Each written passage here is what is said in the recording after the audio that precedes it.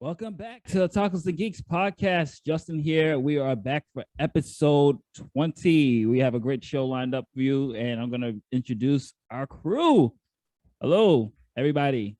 Whoever wants to take over, by all means. Well, you know, it's Sean, the true comic book fan. You can see me on probably everything, probably still wearing the same outfit.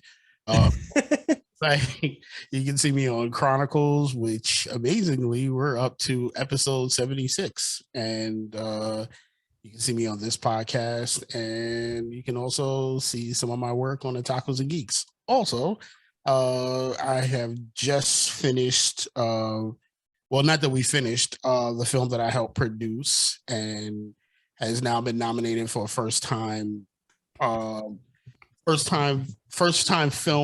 best film for the Pan African Film Festival.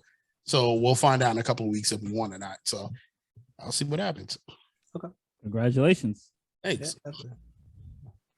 What's going on, y'all? This is Icon, and we are still going strong despite all the WBCW cancellations. We are still doing Superman and Lois. We are still doing Naomi. We're finishing Moonknight with one more episode to go. Young Justice is still going strong. Thank you to everybody that watched it on my YouTube channel. And there's The Flash. We're still doing The Flash. How could I forget The Flash? One thing. Did you stream yesterday? Because I didn't see no link. Oh, no, I didn't, because my brother was supposed to come on to stream with me, and then he was editing my Moonknight review, and he took so long to edit my Moonknight review that I didn't feel like streaming no more, so I went to sleep. Okay. All right, just checking. Nadya, what's up? What's up, guys? Gotham Geek Girl here. You can find me on YouTube, Instagram, trying the TikTok thing. Just trying to get back into doing some more reviews lately, so stay tuned for that. All right, and we are going to kick this thing off with the first topic. We're going to talk Moonknight. I mean, we did, you've seen everybody's review, so we're going to talk a little bit more about the later episodes compared to the first one. But we're going to talk overview of Moonknight. So I'm going to pass it on to Sean first. What are your thoughts? What did you thought about the last episode? Take it away. I think I sent you a text. The last episode, I think, was great. Like at the beginning of it, I was just like, okay, this is going to be, hopefully it's not a slow burn, but I think they really got into exactly, what went on in this guy. And I was like, all right. I was like, they're going to have to get to the point. You've got one episode left after this. And if you don't do anything to wow us, Moonknight is going to fall into that shelf of either this is a Marvel series just to introduce him, because my theory is that they're introducing Moonknight because they're eventually going to do Midnight Suns, which is Blade, Doctor Strange, Moon Knight, Ghost Rider, and it's one other person. Punisher. Who is it? Punisher.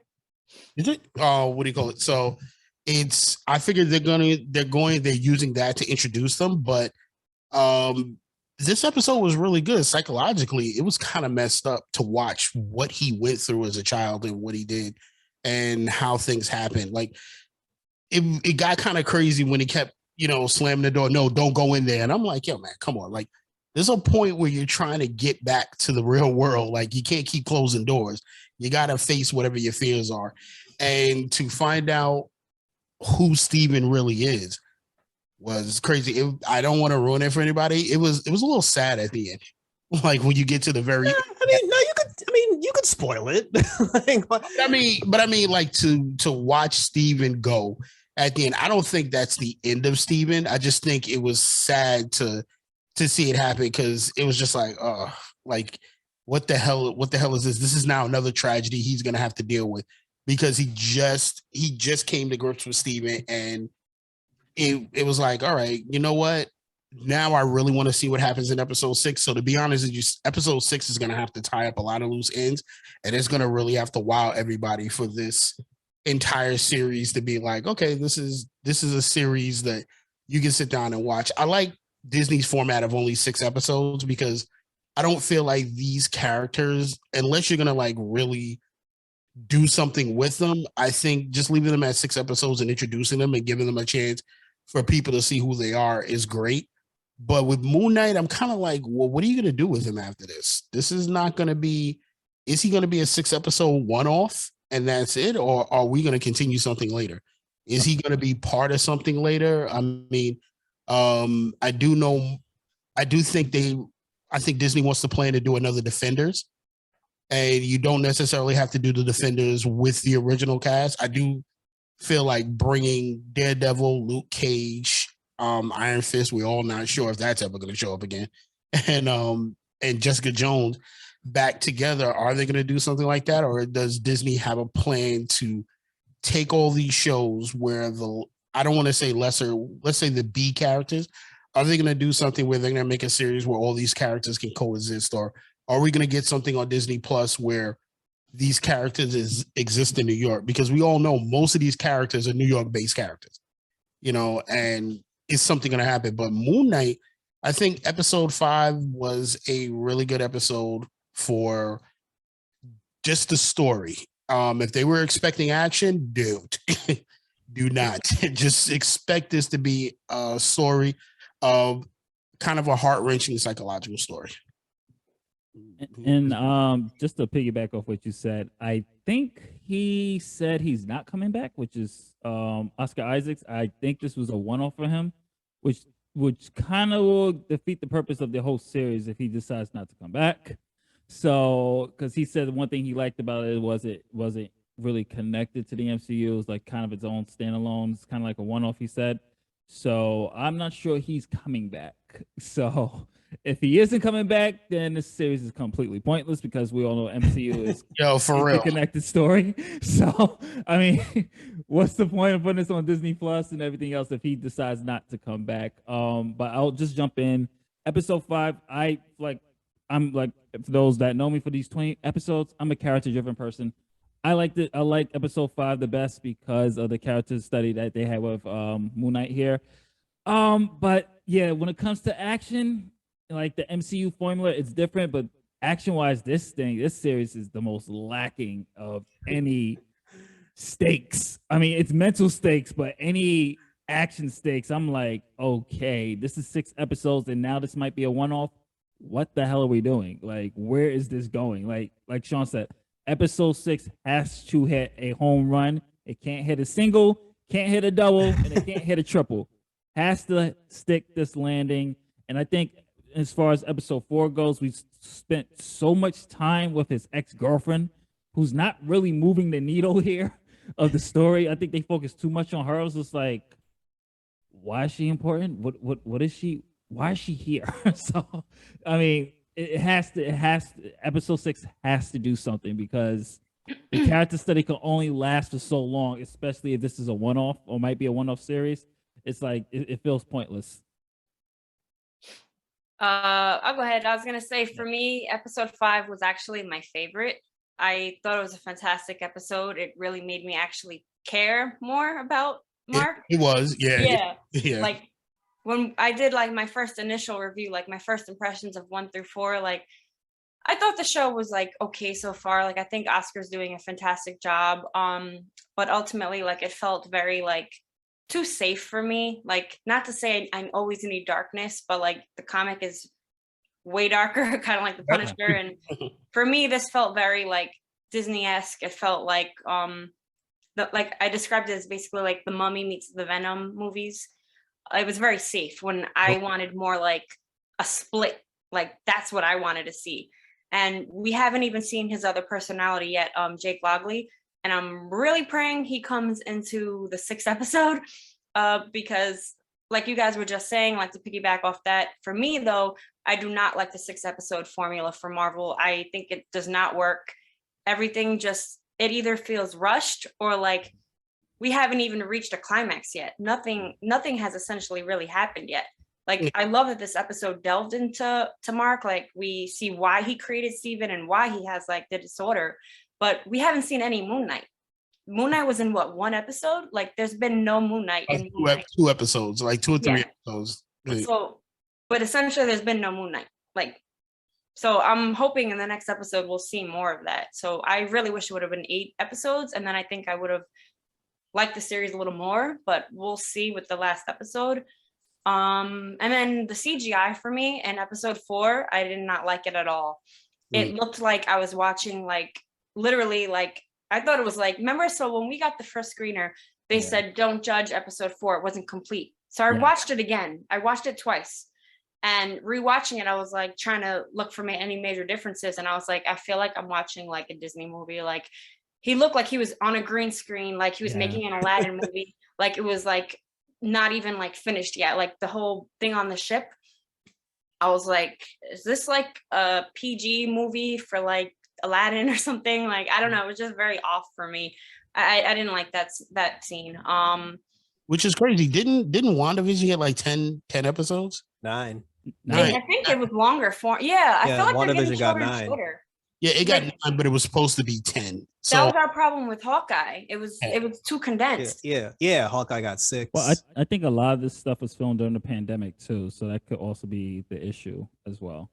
But not Moonknight. Moonknight shouldn't really be affected by the pandemic because they all have protocols now.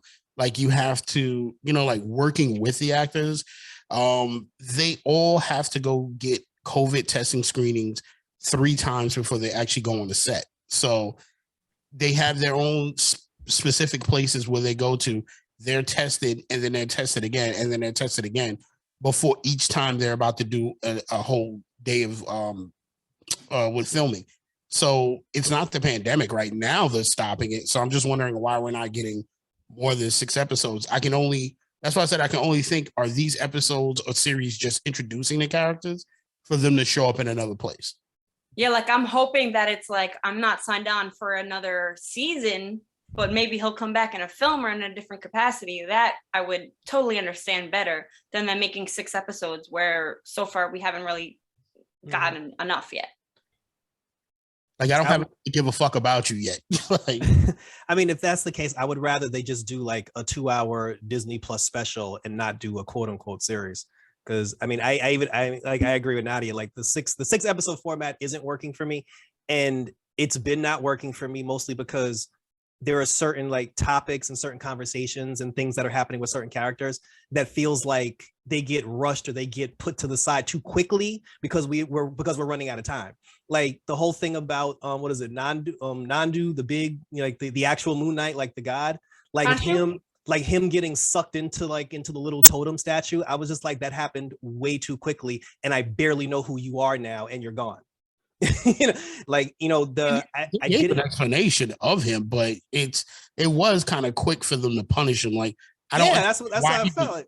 Why he was pissing off the other gods so much. Yeah, like we didn't spend a lot of time with them either. And then, I mean, episode 5 was better than episode 4, but the only thing about episode 4 that actually interests me was the wife, the ex-wife, because the whole thing with her dad being, like a soldier, and then him killing her dad, and then being he was witness to her dad being killed and he didn't say anything. I was like, well, shit, you making me care more about her than than what's going on with him. But I'll give them credit for this. They did do one thing. They did do a good job of making us think that Steven was the original. Yes. And then finding out that Mark was actually the original. And even like Steven's reaction when he was just like, oh no, he was like, I'm the copy, like that was like that. I thought that was done very well, but but then it's just like, okay, you're in the afterlife for 2 episodes. I still don't know if Stephen Hawke is really in there with you or are you just imagining it? Like I have so many questions and we have 1 episode left.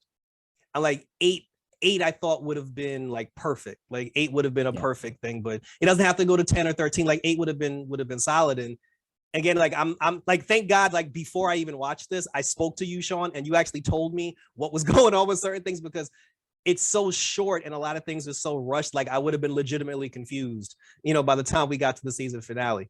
But well, like I said, I mean, I don't hate, like it's not Loki.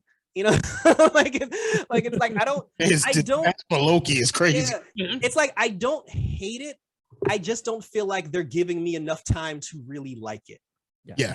So I'm just kind of like, I'm here with like, I'm not down on it. I'm not high on it. I'm just here, waiting for something to happen. I was gonna say that reminds me. I saw somebody's post. Like I don't know who originally quoted it, but it made a lot of sense. It was like something like, we feel like it's a duty now to watch Marvel shows. I don't know how to explain it, but like, are we watching the show because we're truly entertained, or is it like a duty now? Like, I say that all the time. Keep up. I say that all the time. We don't want to miss anything from it because they're a part of the story. that could have implications in the movies.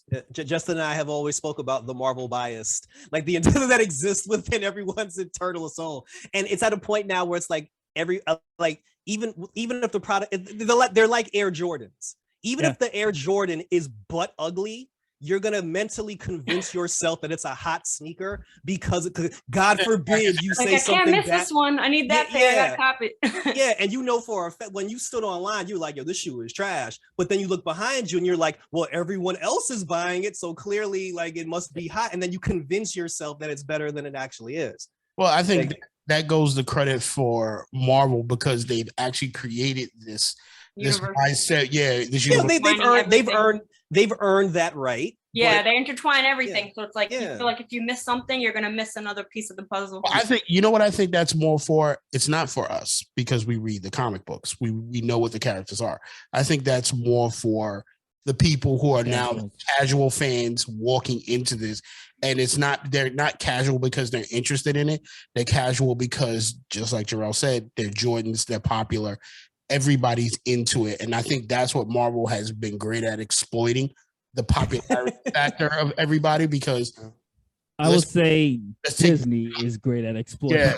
Like Disney's good at exploiting the children. I was gonna say that should be our next topic: Disney acquiring everything, the goods and the pros and the cons. Yeah, because think about how far back, even when I first started with Justin in 2011, people still weren't on the comic book band with everything. Like, people were watching. Like, let's be honest, Blade was like the biggest thing people saw in Marvel, and they still don't give Blade enough credit for saving Marvel for where it was. Then you had people like, when it started getting popular, all of a sudden you had people who don't read comics like, yo, I heard about this. Marvel was great at pushing their social media out. Then they got sold to Disney. Then they were great at pushing everything out and making it seem like, yo, this is the hottest thing that you're going to see. I mean, trust me, I've had huge arguments with people who have no idea what they're talking about in comic books, trying to tell me like how a character is supposed to go based off of watching either the TV show or the movie. And I'm just like, no, that's not what the character is about. They've changed a lot of things that the character, I was like, if I let you read a comic book, if I could transfer my knowledge, you would be like, what the hell? Like, so they've been really good at that. But I also think everybody who's writing the stories and the casting for Marvel has done a really good job, because you're invested in the characters enough where you can't see anybody else playing those characters. Tell me who you'd get. Like, here's the rumor that what's his name? Tom Cruise is supposed to be Superior Iron Man. That is agitating the shit out of me. Only because I understand he was supposed to originally get the chance to play Iron Man, but to see Superior Iron Man and it not be Robert Downey Jr. is agitating the shit out of me. I can't see Tom saying Cruise. that it's not true, but we don't really know. I can't see Tom Cruise in a superhero film. I can't. But I can't. But to see him as Superior Iron Man and not to see Robert Downey Jr. as arrogant as he could be, as well as he's played Iron Man and Tony Stark, him not being Superior Iron Man, him not being able to really let loose at being a complete asshole. Because anybody who's read the Superior Iron Man comic knows that, yo, he was a major douchebag throughout the whole thing. I mean, he gave Daredevil his sight back. Like, I like Daredevil wanted to beat the shit out of him for that. And not to see that, okay, so they're really good at bringing making you love their characters. I can't see anybody but Chris Hemsworth playing Thor. You can't see Natalie Portman with the hammer. I can't because I know the story and it's okay. Like, that's the next progression for her. But I can't see like certain characters like Chris Evans. I can see somebody else playing Captain America because we have so many other of his sidekicks that are going to be able to play him. So we can kind of get into it. But who else? Like, we kind of got over the Bruce Banner thing. You know, that was very quick. But a lot of people, like, I can't see somebody else playing Ant-Man. Or T'Challa. Or T'Challa. Yeah, like, I mean, we can't. Well, I can't agree with that. We can't see it. I can see somebody else taking the mantle, and I've always said I'd rather the mantle be taken by Killmonger or an alternate universe Killmonger than to be taken by his sister, because even in the comic book, nobody gave a shit that his sister took the mantle. It was just like temporary. I'm still on the replace T'Challa bandwagon or recast T'Challa bandwagon. And I really, even his family agrees though. Yeah, and I do agree with that. I think we should find somebody who can do it. But and I think he would want that too. You know? Of course. No, I agree. I think he really would want it, but it's still gonna be like we see him as T'Challa, and I don't want you to do something like, okay, we threw his sister in there because we want to keep it in the film family. No, let's find somebody else who could possibly want to take it. Also, let's find somebody else. The only reason I say Killmonger is because if you really take it, we're already doing the multiverse of badness, so why not find a universe where he wasn't as militant and he understood and he comes and takes over? But I think Michael B. Jordan has other things, because there's also a rumor he's supposed to be one of the alternate Johnny Storms, even though they said Chris Evans is supposed to reprise so funny as Johnny Storm, which would be hilarious if they both showed up. You know, so I mean, let's see what happens with it. But the topic here is Moon Knight, so I think we all agree that episode 6 needs to be that NBA Super Bowl championship that comes out and makes us say, okay, you rushed this, but you did a good job in the last episode. And the episode needs to be longer than an hour. Yeah, Moon Knight is in Game 7 right now, and they gotta get that championship, because and you better not pull a Brooklyn Nets on us. Because like I said, we could either go in Loki WandaVision territory, or we could go in Captain America Winter Soldier territory. Like I'm not ready to shoot Moon Knight. You know, I'm not ready to put him down yet. I'm giving him a chance to show me something in the finale. All right, so we're gonna head to the next topic, which is WB is continuing its Thanos snapping and budget cuts, and just Discovery is just going. The new CEO is running a rampage all over. And recently, I guess shows we in the comic book realm care about, well, Jerrell does, care about Batwoman and Legends of Tomorrow. Yes, because I Catwoman. You said it wrong. Not Catwoman, Batwoman. See, Justin, you said it wrong. You said he's doing the Thanos. No, as much as Jerrell hates this, the new CEO of Discovery is doing a Loki and pruning the shit out of the time. He is taking that timeline apart. Yeah. Like he is throwing the bomb. Like, yep, we're getting rid of this one. I'm just gonna say this on record before I tell the people what's happening. I think every show deserves an ending. I hate cancellations regardless of whether I watch the show or not. I think those who watch the show deserve at least an ending, whether it be a 2-hour wrap up or you give them at least 5 to 6 episodes to finish storylines. There's nothing like me. I used to watch a lot of shows on Sci-Fi. I can't tell you how many times I got invested in the show and Sci-Fi cancels the shit out of it. Dark Matter. Nadya had this look like, yep. Deadly Class. I'm like bitter about that for the rest of eternity. I gotta real quick. I gotta calm him down because he heard the Arrowverse shade coming. So he came to step in. So watch what y'all say about the Arrowverse. So watch it. You know, so recently, as we discussed last episode, it's official now. It's Warner Brothers Discovery. The new CEO is already in. He's already been making cuts. He said he's going to be cutting at least $3 billion worth of costs. So CW shows, don't be surprised from HBO Max shows. There's rumors Cartoon Networks and Adult Swim is on the chopping block as well. If it's not making money or if it's not breaking even, it's not going to be there, period, no matter how long it is. This guy is notorious for cutting costs. So recently, Batwoman and Legends of Tomorrow is the first of the CW to be on the chopping block. I think there's some other CW shows that wasn't renewed, but we don't watch those or cover those. So none of us care.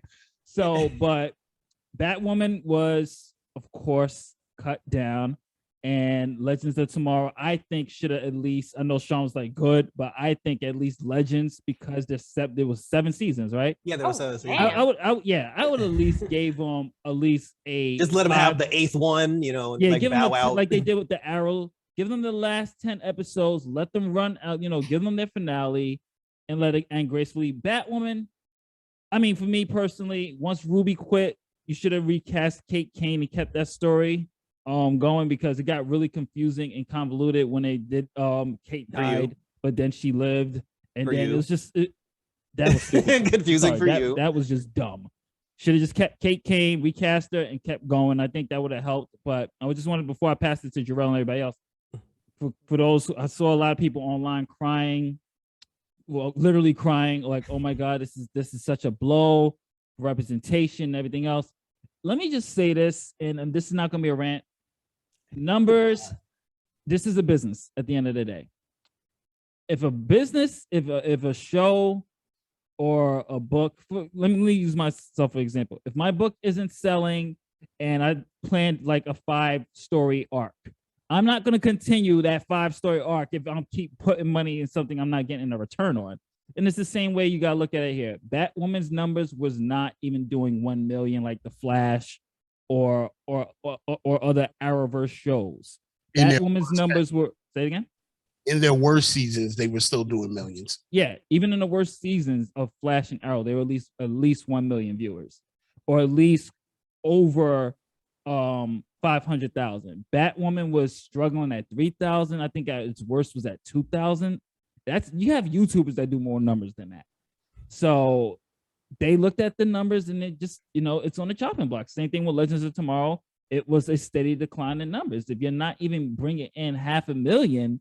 And CW numbers are different. You don't have to really bring that much, but it wasn't making money. It was losing money. And there was reports that CW loses Warner Brothers and CBS a bunch of money every year. So it doesn't make sense with this guy. He's looking at it. He's going like, okay, this is cutting costs. There's no reason. So don't be surprised. This is going to be the last. My prediction is this is going to definitely be the last season of The Flash, because they already signed the contract, so they can't like go back on that. Otherwise, they're going to have to pay Grant Gustin and the rest of them. But it's going to be the last season of The Flash. My prediction is Superman and Lois moves to HBO Max, because that's the most, besides The Flash, that's the most successful show on there. And CW is going to get sold and somebody else is going to pick it up. Like the Riverdale, somebody else is going to have that property. But Jerrell, since you cover this, what are your thoughts? And then I'll pass it to the rest of the non-CW watchers. I mean, it's like, I wasn't one of those people that was like soul-shatteringly devastated, because at the end of the day, like you said, it's a business. And if you know how a business works, we talked about this maybe like 3 podcasts ago. Yeah. Once the conversation that the CW was being sold, regardless if the show was doing good or not, you knew they were all going to get canceled anyway. Like it was just a matter of time, because they weren't going to hold on to it. So it's really more, that's why people were starting petitions, saying like, renew Batwoman, renew Legends of Tomorrow, like CW better renew it. And I was telling people, instead of telling the CW to renew it, they're being sold. They're not going to renew it. You need to direct that petition to HBO Max, because that's the only way the show has a chance of getting saved. I'm not, like I said, I'm not worried about it, because they own, like HBO Max has the rights to these properties post-season anyway. Like when Batwoman season finishes, it goes on HBO Max. When Superman and Lois season finishes, it goes on HBO Max. They're just, like you said, if anything, they're just going to look at the shows that are doing good, the shows that aren't, and they're just going to pick up where they left off. Hell, they, if the fan participation, if the fan voice is strong enough, they might even say, well, you know what, since people keep tweeting us every single day telling us not to cancel the show, we'll bring it back for 10 episodes on HBO Max. And if y'all don't watch it, then it's because it's a different, we're in a different ball game now. Like ratings, we're not looking at ratings anymore. Once you go to a streaming service, it's more about like viewership, how many people are signing up for your app, to watch the show. Let me stop you right there really quickly and be devil's advocate. I do agree with you with that, with certain parts with that, but with this guy, he ain't paying attention to no social media. Social media, and I can tell you this just being an indie myself, social media numbers don't mean shit, and social media numbers don't mean sales. Social media don't mean viewership. As much as these people on Twitter are crying and complaining and doing petitions, if 2 million people signed, which they didn't, but I'm saying if 2 million people signed a petition saying save Batwoman, those 2 million people should have been there every time that show aired on CW, and that Batwoman should have had 2 million views, would have saved it from being canceled on season 4. So everybody who tweets about it on social media, Batwoman's this. Oh my God, this is so powerful. This is such good for representation. They didn't tune in. They did not. But that's another thing when it comes to like watching a show live when it airs. Yeah. Like I love The Flash. I mean, you still watch The Flash. Rarely do I get a chance to actually watch it at 8:00 when it when it comes out. Usually I watch it the next day. I watch it on the CW app, or I'm watching it while I'm at work delivering the mail. Like also they do understand that some people, because the way, like you take from when we were in the 90s, the reason why you caught a show is because you were gonna have to wait weeks or until the summertime to watch the rerun. It's streaming, which is why every single channel has a streaming app, whether it's free or you have to pay for it. You can always go back. Like, look, and it'll come up in my with shows that I watch that I'm recommending to watch. I don't get to watch Young Rock when it comes out because I'm watching other stuff. Yeah. So I watch it on Hulu. That goes towards its streaming. You know, the numbers of people watching. So they know people are watching, aren't going to get a chance to watch it the airing date. But the fact is that people aren't tuning into it even after the streaming. You know, when you get a chance, like we all get on a train on our way to work or on our way home or wherever we're going or whatever we're doing, when we have an hour of free time, we're watching our shows. So if nobody's watching it even then, that's what the numbers have to reveal. I mean, hell, they reported that Black Lightning was doing better when the season finished and it went to Netflix. They said more people were watching it when the season was officially finished on Netflix than they were watching it live when it came out. Because a lot of people are more programmed these days to to binge. Yeah, and I've heard people literally say to me, "Oh, I saw that show. I saw Superman and Lois. It looks good. I'll wait till it's over and just binge the whole thing." That's why I'm like part of me feels like maybe not all the shows, but part of me feels like some of these shows might get one more chance on the streaming platform to prove whether or not people actually tune in to watch it or not. I'm just going to say this. I'm not going to tell you how I know. I'm just going to tell you that it was already in the cards that it's not coming back. It is not going anywhere. It was like, let's just say there was some disappointments with it. And all of Batwoman. And I think it's all the fault. I wasn't just talking about Batwoman, I'm just saying in general. Oh yeah, no, but there are shows that will they like want. Naomi's about it. Naomi's going to get canceled, and she just finished her first season. Yeah, but I didn't even know they had a whole season of that. Yeah, I thought it was canceled. To be honest, I thought it was canceled already. Wow, let's see, but that's another problem and this was always a CW problem. Once a show starts and it gains traction and people are like, "Hey, this is interesting. I kind of like it." Then the CW says, "Yeah, we'll be back in 3 weeks." And it's like, okay, I started watching something else. And, and I was like, now I forget to come back to it when it restarts again. That's every show. I mean, I'm going to tell you something, and I'm a huge Rick and Morty fan. I forgot if the new season of Rick and Morty is out yet. And I'm talking about that show is 10 times successful. And I forgot, like, damn, I was like, is the new season of Rick and Morty up? I mean, I'm up at 11 o'clock turning the Cartoon Network, like, is the new season out? I forgot, and I have to look it up. But you're right about some things. Like, the CW doesn't have to wait for television rights. HBO Max can, just because it's partly owned by Warner Brothers, they can snatch whatever they want, where I think Justin is right. They're going to snatch Superman and Lois. Yeah, of course. Superman and Lois is the shit. Yeah. And plus, the CEO wants to push Superman. The CEO of Warner Bros. Discovery already admitted that he was just like, DC dropped the ball. Like I was telling Sean off air, DC dropped the ball. They didn't capitalize on Henry Cavill's Superman, so he wants to put Superman back to the forefront because he was like, how do y'all drop Superman? Because you had the momentum with Man of Steel, Batman v Superman. That's up for debate, but there was a period of time during the Snyder Cut movement where people were hungry for more Henry Cavill. And what did they give us? Birds of Prey. So he's looking at that and he's just like, you have people dying for Superman and you guys did this, or you guys are not. Why are we not having Superman? Why are we not focusing on the Trinity here? So he, like I said, it might be Flash last season. Like I was telling Sean, what they should do since Ezra Miller is still terrorizing Hawaii right now. That's what I was saying, Dustin. Yeah, since Ezra Miller for some reason is terrorizing Hawaii, use Flash season 1. Splash season 9 to reset everything DC, like everything, or just make it in a way that it transitions to HBO Max or something, because we don't know what's going to happen with this Flash movie now, because this dude is just fucking up. So, well, thank God they pushed it back as far as they did. I mean, even pushing it back, I mean, you keep giving this dude time. I feel like he's just going to take more time to cause another mess. Like, I don't know what's wrong with him. But, I mean, some of the good things that might happen, I mean, there are a lot of rumors, the Swamp Thing, sit back, the numbers of Swamp Thing did, which I am extremely happy about, because I think Swamp Thing got such a raw deal. Yeah, it did. Swamp Thing was really good. I don't even like horror related stuff, and I like Swamp Thing. Like, you can't take something that was that good and just say, okay, we had a tax issue, so we're gonna cut a show. Like, you figure that out. You go to your accountants, you slap them in the face and be like, figure this out. Like, figure that money part out. Constantine, which was good, might get a, and I'll say that's one good thing for Legends of Tomorrow. The Swamp Constantine might get another. Yeah, they kept Constantine alive. Yeah, and bringing that out. And you heard me say this in our chat.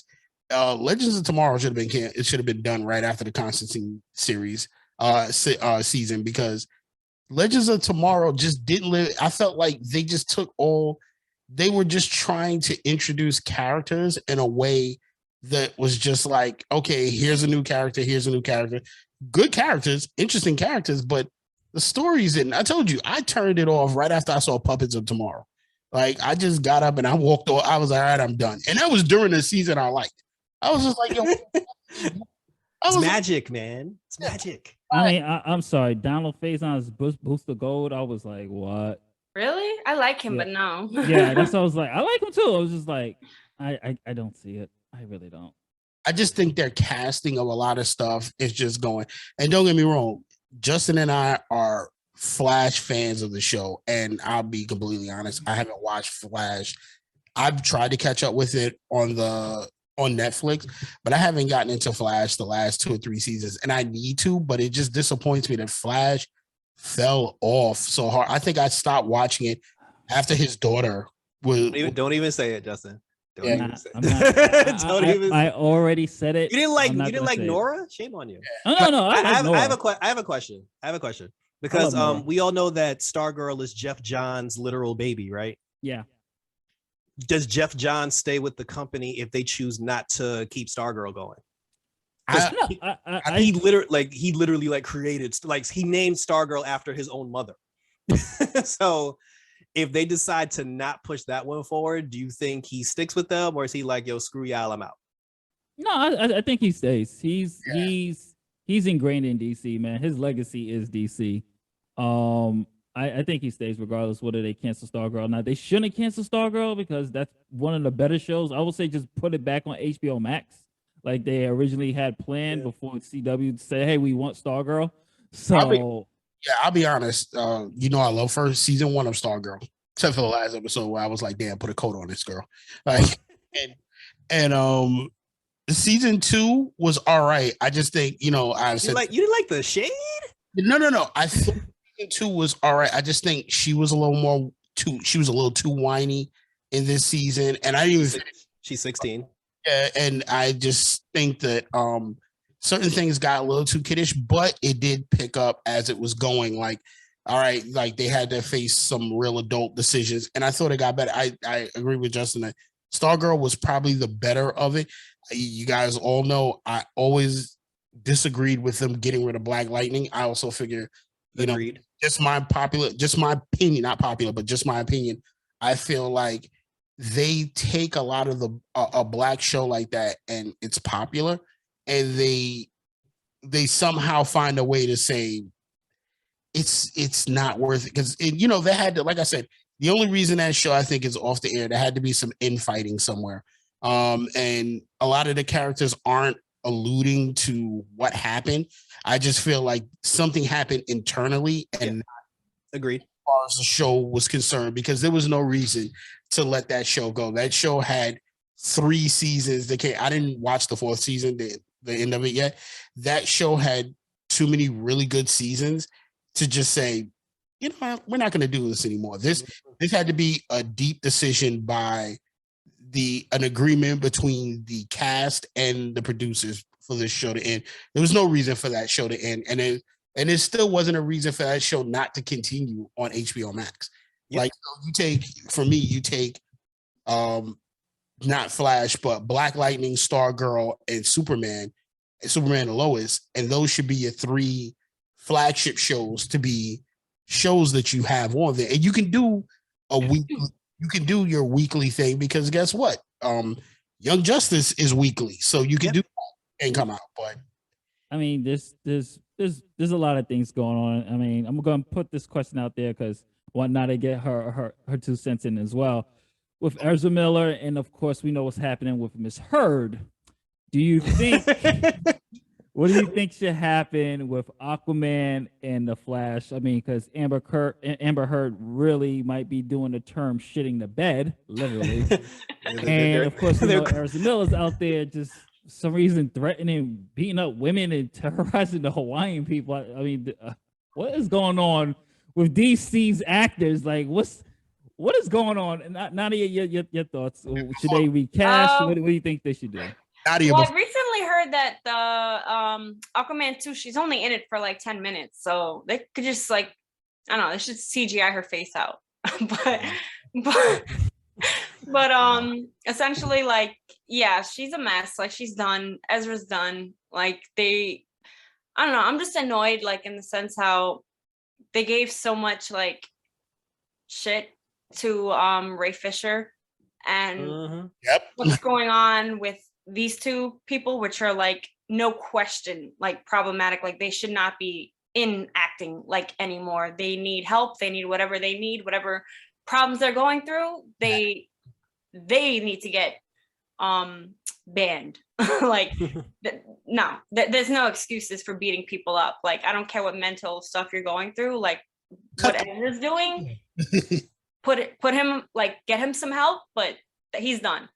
I want to see, like, I don't know if it would really happen, but Grant Gustin, bring him in, bring someone else in, and just like change it up, because I don't really know what direction they're going right now. But I think we all want Grant Gustin as our main Flash. But that's gonna be awkward though, because you're fighting to bring Henry Cavill back in the fold, but Grant Gustin already teams up with the other Superman on Superman and Lois. So if you bring Grant Gustin into the movie universe, one of those Supermen have to go. You can't just have multiverse. We do have a multiverse. You can't just have him traveling back and forth between dimensions. Just have that. I mean, also like Peacemaker. Did we talk about this in the last episode? I think we did on the Peacemaker topic. How they keep changing their mind. They're what do you call it? Scrapping Snyder Cut, but then Peacemaker is kind of bringing back the Snyderverse. So it's like, what are they doing? Well, didn't you say that the new owners, didn't you say they were in favor of the Snyderverse anyway? Yeah, he is a fan of the Snyder Cut, and I think what's going to happen is that all the things that's being slated, such as J.J. Abrams Superman, that's going to be on a chopping block. As you know, there are rumors that Batgirl is actually going to be in theaters now instead of HBO Max. Same with Blue Beetle. They're not going to do that 40. I think they're not going to do that 45-day theater format anymore. They're going to just put it in theaters and then eventually be in HBO Max. Me personally, I like the 45-day because if it's a movie that I do want to see, but I'm not willing to go see in the theaters, waiting another month and 15 days is not a bad deal. But everything is cutting costs. So J.J. Abrams Superman, I wasn't a fan of it anyway, especially after what happened with Star Wars. I don't want him anywhere near DC. That's just my personal opinion. Because that's enough. I'm gonna put a pin on the Star Wars thing. That'll be another episode because that's a whole that's just I could rant about that for an hour. But is, like I said, he's a cut coster. So he's literally going to every department in Warner Brothers and Discovery, seeing what works, what's selling. Do not be surprised if the DC Comics division, actual comics division, they got downsized. They're like sharing an office now. They went from having a building office to sharing an office now. Crazy. He's cutting costs, and the comics do not sell like as they used to. So he's gonna probably look at that and go, okay, why do we even have this? Like they'll probably keep it going, like a certain amount of books going, but you're not going to see that much comic books anymore. That much. No, they're never going to cut comics because not saying they're going to cut comics. I'm just saying they're going to be holding. Like, don't be surprised if probably you cut get, some like, titles. Yeah, like there's too many Batman titles. You're gonna see, and like, I'm Batman's like fanatic, but there's too many Batman titles now. Every time I come in, there's a new story. There's a new book. Oversaturated with Batman. Oversaturated with Batman. And I'm saying that. and you're Gotham geek. I think they're gonna cut titles, but I don't think there'll ever be a time. At least I'm pretty sure there'll never be a time where comic books will be cut, because this is where you get your main stories and where the popularity starts. But I don't think that will come up. I think his main concern is, and this could be just from looking at it on the outside, he's looking at DC should definitely, at this point, DC should be on par with Marvel right now. There should be two brands that people should be running to the theater to see. And it should be DC. You should be flipping between DC and Marvel, and our debate should be who told the better stories. And we're not getting that right now. You're just getting, somehow to me, I feel DC fractured itself trying to do too much. If you were going to stick with Zack Snyder, stick with him, and then don't let his vision fall to the wayside. Don't bring anybody else in, because then it just doesn't work, because you're either splitting the fan base or you're splitting people you're not making the story cohesive and understanding. Unless it's standalones, like Joker and the Batman. Yeah, if it's a standalone, then you're good. Which I think is their strength. The standalones. Like the Batman, I think we all talked about the Batman is awesome. Yeah. And go ahead. I was gonna say, me looking at the Snyder Cut, when I saw how the Flash was depicted and how Cyborg was depicted, okay, this was a better way of depicting both characters. In the other one, they were both kind of like minstrels and sidekicks that were just terrible. And I was just like, because when they had the Flash was scared to use his powers. When was he ever scared to use his powers? And he didn't even use them. By this time, he should have been using them efficiently. Snyder Cut, he uses it efficiently. He looks good doing it. It was well done.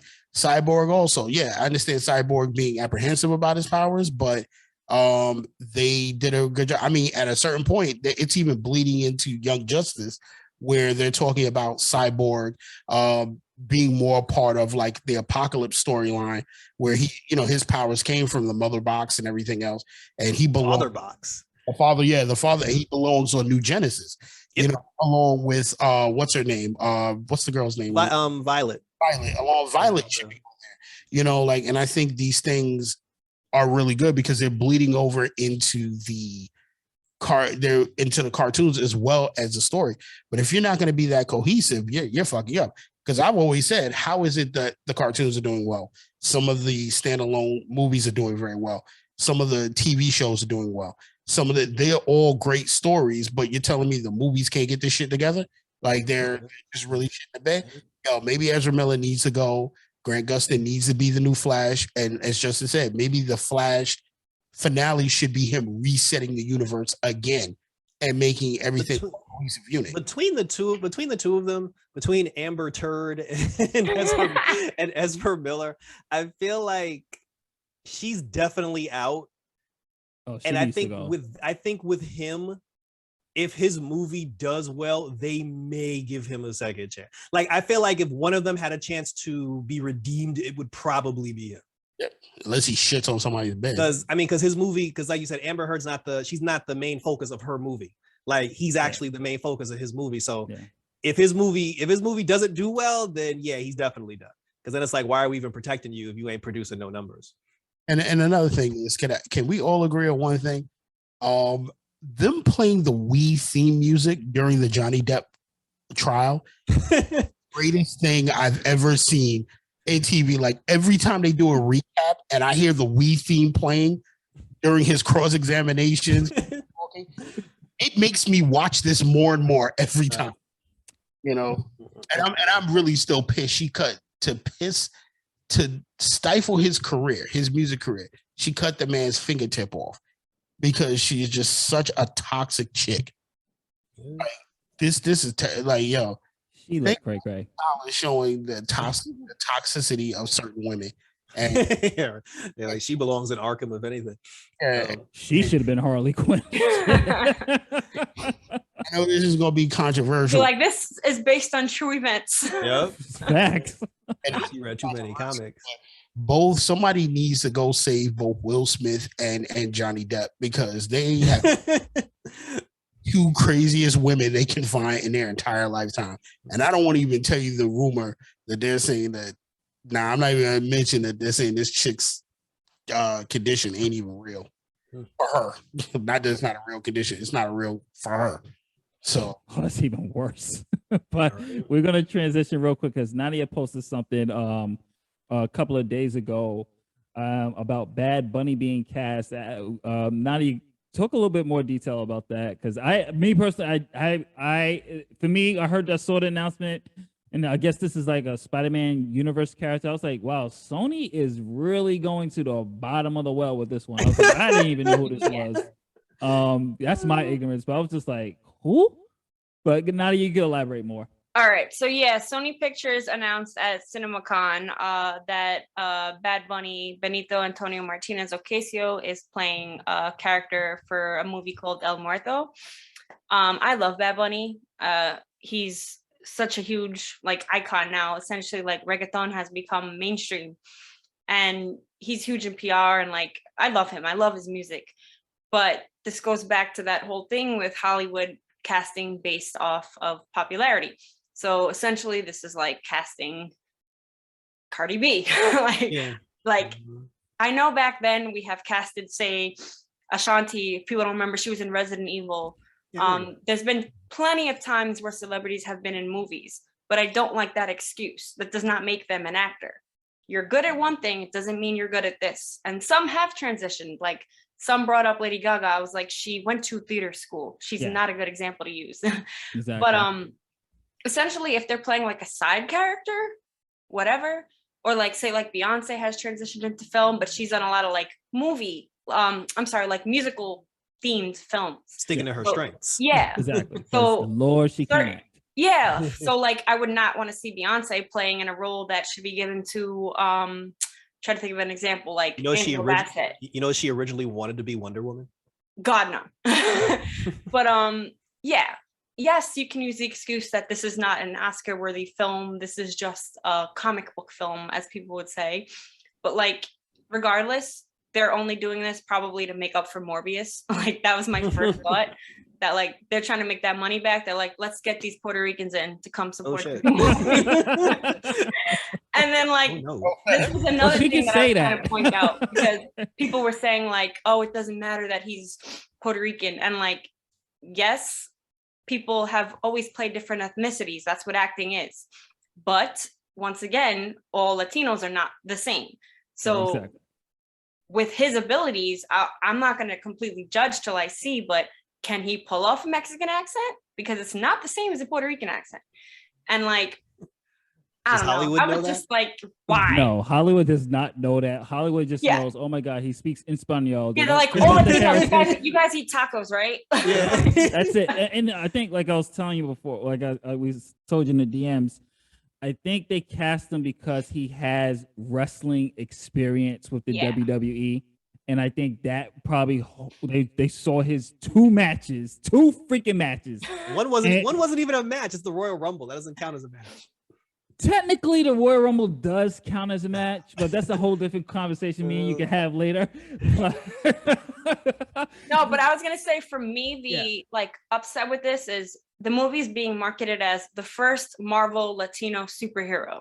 Wow. So if this is such a big deal, first, they're using like a C-list character who's appeared in 2 issues of Spider-Man.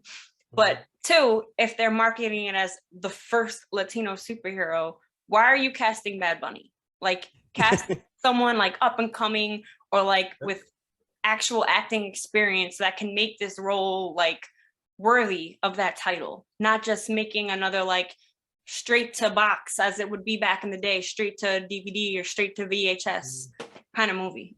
Here's my thing. Like, this ain't the first Latino. What about America Chavez coming in to Doctor Strange? So that's not it. And you're absolutely right. There's a difference between Mexican and Puerto Rican. And no, Jerrell, the movie industry doesn't know what because they will cast anybody that can speak Spanish. Yep. In a role. But that's what I was saying. Like, J-Lo's played a talent in movies. Like, you can, that's what acting is. But like, you can play different roles, but not, I don't think they see that in that sense. No. Like, I think they're like, cast a Spanish person. Yeah. I don't think they see it as casting someone who can do that dialect, who can use those words or use those phrases. They're just like, oh, cast that Spanish guy. You know, he's been on wrestling. Just use him. He has a billion followers. Yeah, and that's the funny thing. They probably think he's a wrestler and not like a musician. Like, they probably don't even know he's a musician. I'm just down with all the white people that don't know who he is. I probably will be surprised. I will not be surprised if they just saw him in WWE. They're like, let's get that guy. Oh my God, he does music? Yeah, they're like, who's that guy? I see everyone's coming. Who is that? I've never seen this guy before. I'm like, he's the biggest star in the world right now. I'm pretty sure they know. I just think that they're casting for just the popularity and putting asses in the seats. They're not, because my thing is, if you want to do a Latin character, why don't we do Spider-Man 2099? Yeah. Like, thank you. Because you can find a Latin character. You can find a Latin actor that could probably fit that. I mean, I thought that's what you guys were talking about in the beginning, that Bad Bunny was going to play. I was like, what? No, like, I'm like, what are they doing? Like, you didn't learn your lesson from Morbius? Even though I've said my review of Morbius is, I don't blame this one on Jared Leto. Nope. Jared Leto did his job in this movie. I think he acted way better than he did as the Joker, but I think the story was shit. I think they wrote such a terrible story for him, and his acting kind of saved the movie more than the story did, because he was really, if they don't continue him as Morbius, I think they're stupid, because he's good as Morbius. The story was shit. So give him a chance. And I don't even know the character you're talking about, the Bad Bunny is going to play. For Lucha Spider? The Lucha Spider? The Lucha.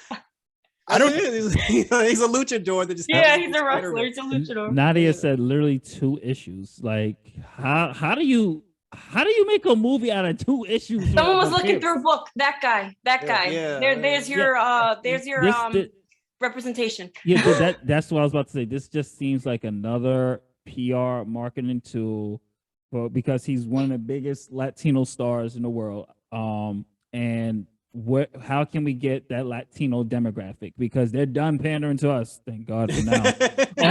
They have exhausted once they gave us the shield, we were out, right? Yeah, they exhausted the Black and Asians right now with everything they can do. Now it's time. All right, who's next? We have not done the Latinos yet. Let's get them in. Just give him something. Give him something. I've told you guys, Tom, they're not done with us, because remember, as they're taking all these shows off the CW, and they had a big article about this. What is the CW going to do next? CW is going to do what every network does.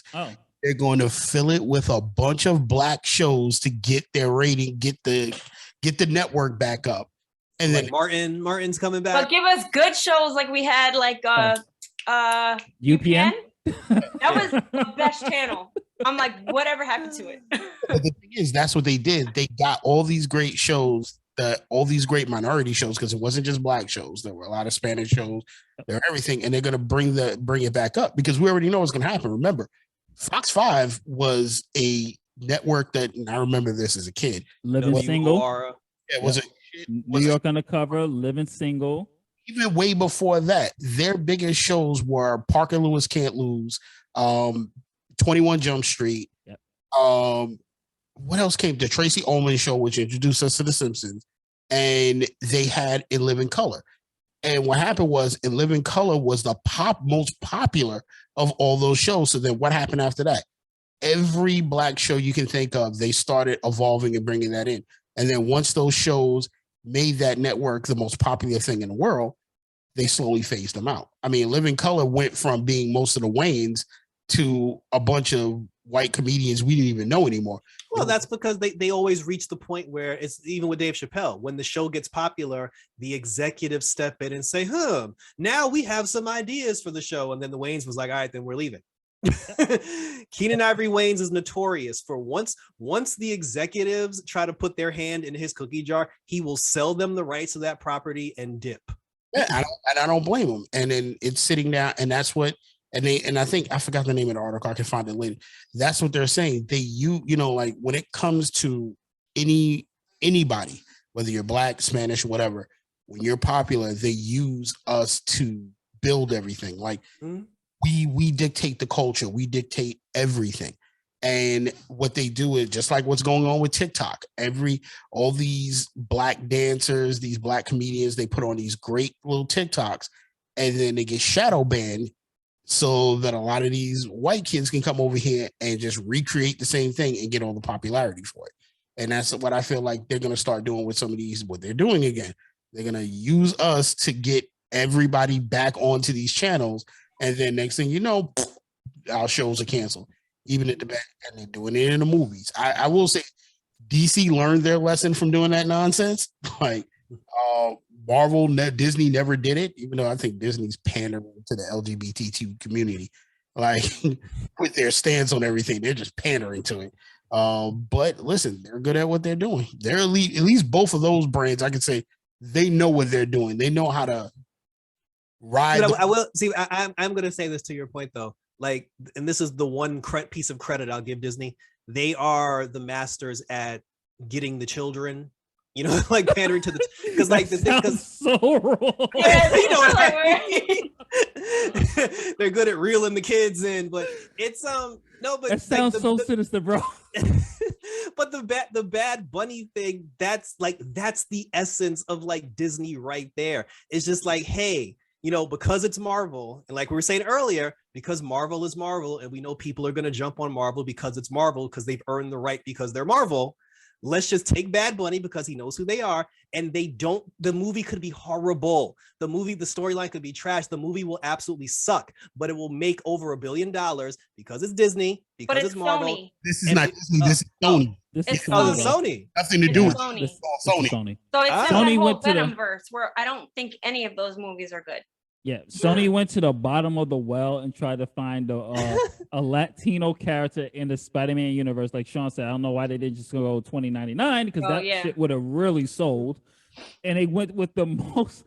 Everybody was like, when I saw Nadya's first, I was like, who? Like I know who Bad Bunny is, but I was like, what character? And then I looked it up. I was like, it's not about storytelling though. It's just like, well, everybody knows who he is. So we're gonna make money regardless if the movie's good or not, because everybody knows who he is, and everybody loves all the kids love Spider-Man.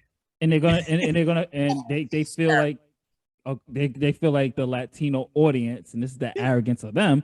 They feel like, oh, we got Bad Bunny, so we're definitely the Latino audience is set. We're it's gonna bomb. We're getting at least 100 million from this. I don't really have audience, much. Everybody's gonna come out for this. Aside from like Spider-Man, of course, but like.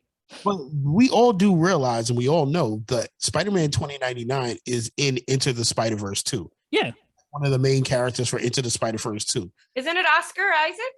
I think it might be, yeah. It is Oscar, yeah. So he's in Into the Spider-Verse 2, which is, I can't wait to see, like, when it comes out. Yeah. But you're telling me, like, you can't piggyback off that and put that in there, and maybe like I could probably see Bad Bunny as what's the character? Miguel. Yeah, I can see him playing that, but I can't see him sitting down playing, like, I don't know who this character is. I'm just like, okay, he's in 2 issues, so what? Like this is what we've come down to. Like, but we already have a Latin Spider-Man. Isn't his name Miles Morales? Like, what happened to that? No, Miles pretty much checks the box for both. Black Latina. Yeah, he checks the box. He checks the box for both Black and Latino. Yeah. So. He speaks more Spanish than I do. Yes. So to say Bad Bunny's gonna be the first, I'm like, isn't that technically false? No, because in live action. No, because in this, Miles mostly checks for the black Spider-Man more than he checks for the Latin. Latino, because That's a you damn know, shame. you're not you know how the kind of rules are. You get a drop of black blood, and you're going I mean, black. They don't like, We give you a black Spider-Man. They call him Black Spider-Man. They don't call him the Black Latino Spider-Man. They call him the Black The Spider-Man. new Spider-Man. Yeah. So I mean, we all know Miles is mixed, but it's just just the rules how it goes. So as far as the Latin market is concerned, do we have more faith in Bad Bunny Spider-Man or Blue Beetle? Blue Beetle. Blue Beetle. 1,000 Blue Beetle. And it's the kid from Cobra Kai. Cobra Kai. I love him. Yeah, Cobra He's Kai. excellent actor. Wait, did you see the end of the last season of Cobra Kai? I finally caught up. I binged it, and I was like when the ending came and he got on the bus to go see his dad, and the bus said next stop Mexico, was I the only one that thought he was on his way to do Blue Beetle? Doesn't Blue Beetle take place in Mexico? I think you're right. I think Blue Beetle is New Mexico. Yeah, he's in New Mexico. So I'm like, was the season finale of Cobra Kai the backdoor pilot? That's hilarious. Like, is this his origin story? He already knows karate, so No, I mean, that'd be hilarious, actually. like if he gets off the I same think bus. perfect casting. he gets the scarab as he gets on. Like, what the hell is this? Yeah, once he gets off the bus, he just gets bit in the neck. I would die. But we're gonna transition to our last two topics, and Sean's gonna talk a little bit about what this is recommendations, or what are you watching, what are you playing. So everybody will get to choose one thing. What are you watching? What are you or your recommendations? What are you playing? What are you reading, etc. I'm gonna let Sean go first because he got a couple of shows to recommend, and then I'll talk about what I'm playing. And Jerrell, Nadya, you can talk about what you're reading, watching, playing, what, etc. So Sean, take us in. Okay, so one of the things I will say is that like TV has been pretty good if you've been streaming some stuff out there. One of my first recommendations is the new Wonder Years. I will be the first to tell you that I was really hugely critical of the Wonder Years, like rebooting the original Wonder Years. All of us are at that age right now where we all remember the original Wonder Years. And I was like, okay, I didn't want, and this goes into the conversation about pandering. I said it straight out. I really did not want to see another a show pandering to Black people just to say like, here's a popular show from like the 90s and we're just going to turn them Black. Well, I was completely wrong. This Wonder Years kind of takes place parallel to the original. And I think the last episode I watched, they finally connected this series with the original Wonder Years by two characters. So I was really impressed by how the story is completely different.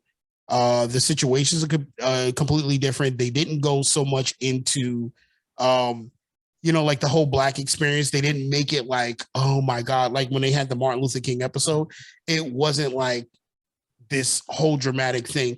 They actually took it from a stance of how the children were acting after it happened, how America perceived them, how the parents took it in. I mean, they really actually did the assassination like 5 minutes before the episode ended and then only touched on it for the next 10 minutes of the next episode, which was really good. They talk about a lot of things that were going on. Like, for instance, the father that's on there, it seems like they're leading towards, he was the one that created the original theme song for the first Wonder Years, which was really good. They really talk about like the experience. They talk about the experiences from the late 60s, which I think is 68, to like all through the 70s. That's really good. And how they connected the characters to the original, which I hope this is not spoiling for anybody. The older brother in the show, he's in Vietnam, and they spend like the second half of the season talking about him going to Vietnam. And when he finally gets to Vietnam and he comes home finally because he got hurt, he's grappling with having to talk to he from the way they set him up was that he cared about his fellow platoon mates. Mm-hmm. And he's always the one when he comes home to give the parents the bad news. So in the last episode, which I think might have been the season finale, he talks about having to go one last time to talk to the parents of one of the soldiers that he lost, somebody that went back to save him, and his brother's sitting there talking with him, and he goes, oh, he was like, I forgot the brother's name because they said in the show, And he was like, I'm going to have to go, finally say hi to his sister. And he said, I'm going to say, let Gwendolyn know how important her brother was. And then he goes, but he never called her Gwendolyn. He was like, he always called her Winnie.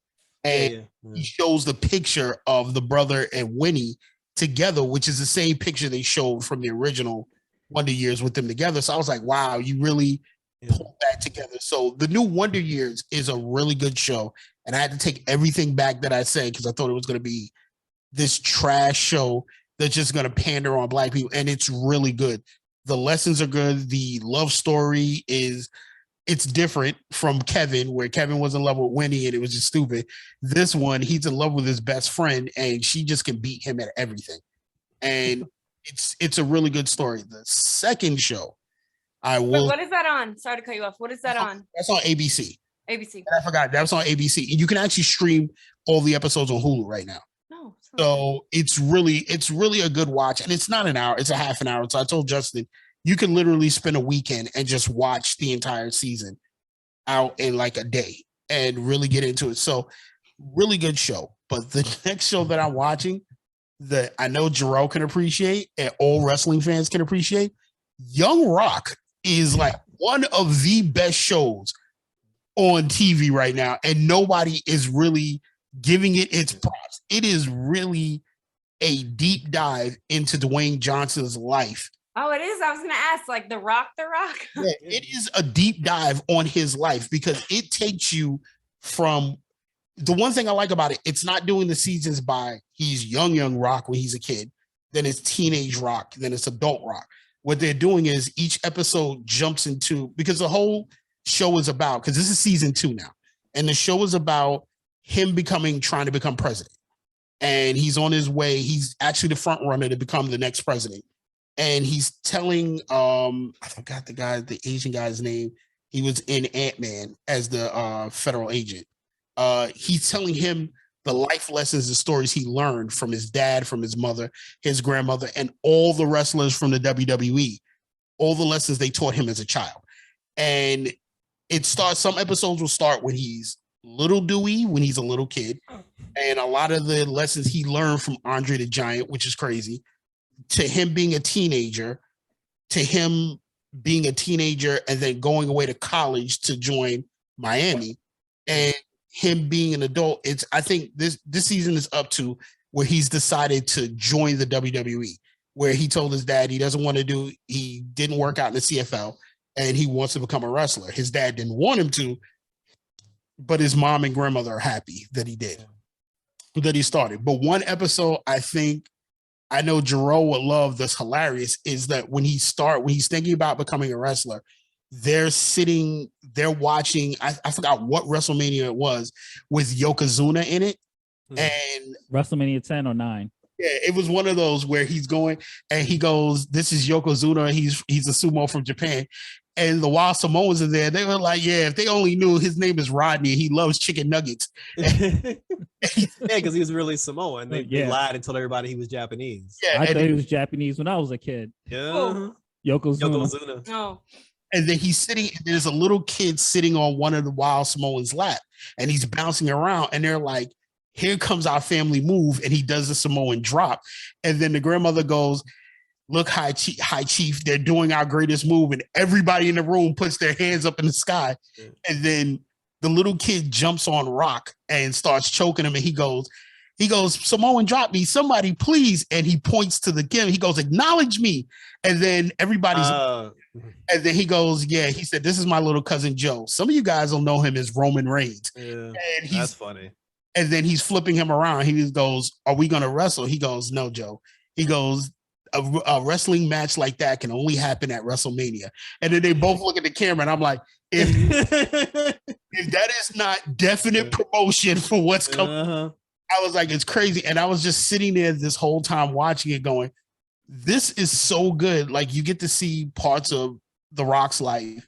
You get to see things. There are touching stories, like the end of season 1 where he's talking to his mother, and it's his real mother in the show. And she's talking about his presidential run. And he explains to everybody that he loved his mom so much. He told her, the day I become rich, I'm going to buy every car you ever wanted in red. and you see them walking past her house, and it's every car he bought her in the color red. Like she's hugging him and telling him, I always knew you would be successful. So it's a really good show. And I think some people don't give it. I know it got renewed for another season. And I think some people really don't give it the props it deserves because people really want to know what's going on with The Rock. And he's telling the story so well. And there are great life lessons in the show. And you just need to sit down, take a look at it. And everything else I've been watching is pretty, I'm watching Snowfall. There's a new NBC show, and I'm being honest with you, I can't. It's a show on NBC. It's a crime drama show that's really good. You got to give me a second because I have to look up to see if I can find it, and it's gonna kill me. Oh, Endgame is a really good show. If you like The Blacklist, if you like anything else, I don't really want to spoil this because this is only, I think, 8 episodes in. Endgame is really good. Snowfall is really good. Call Me Cat is another good show with Mayim Bialik. Some of you guys will be happy with the season 2 opener where she actually brings the cast of Blossom in. Oh. They, all her old castmates come in, and they're actually still playing she's playing her own character, and they're playing their Blossom characters. Joey? Yes, Joey. He actually plays the actor Joey, and he talks about himself. And Six and everybody else is in the show. But that's what. Oh, and if you are not watching Atlanta, something wrong with you. Atlanta is one of the best shows on TV. And if you are not watching Atlanta, first of all, if you are so pro-black, and I know I put this to Jerrell, if to me, you are not watching Atlanta, nah, bro, you're not on the train. You are definitely not on the train. Atlanta is so fucking good. For the record, there's more than one black person in this podcast. Right. I've told Justin watching Atlanta. I've told Justin to watch Atlanta. I've said this before. I don't know, Nadya, if you watch it. Atlanta. I gotta catch up. Atlanta. Have you watched season 1? I watched part of season 1. I have to finish. Yeah, my blackness staying questioned by my own people. So yeah, it's the same. Let me tell you something. Atlanta. I gotta catch up. Atlanta has some of the best episodes. The episode where he goes to pick up the piano, and I think this is season 2. With that episode that is so controversial that everybody's talking about, it's crazy because you think that's the Michael Jackson episode, and it's not. It's just a crazy episode. This season, I think they've been focusing more on a lot of black issues, and they've been doing different storylines, like the reparation issue they just had, where black people were able to sue. Like if you can trace your ancestors to somebody who owned a plantation, you can literally by law sue them for reparations. And take everything from them, which is a hilarious episode because this poor guy who had nothing to do with his family is getting sued by this black family because his family owned slaves. He was like, but as well he should, but he was like, and mind you, this is a guy who's like against racism who's now getting sued by this woman for reparations. And you have the black family discipline episode, like how blacks discipline their children, which is completely hilarious.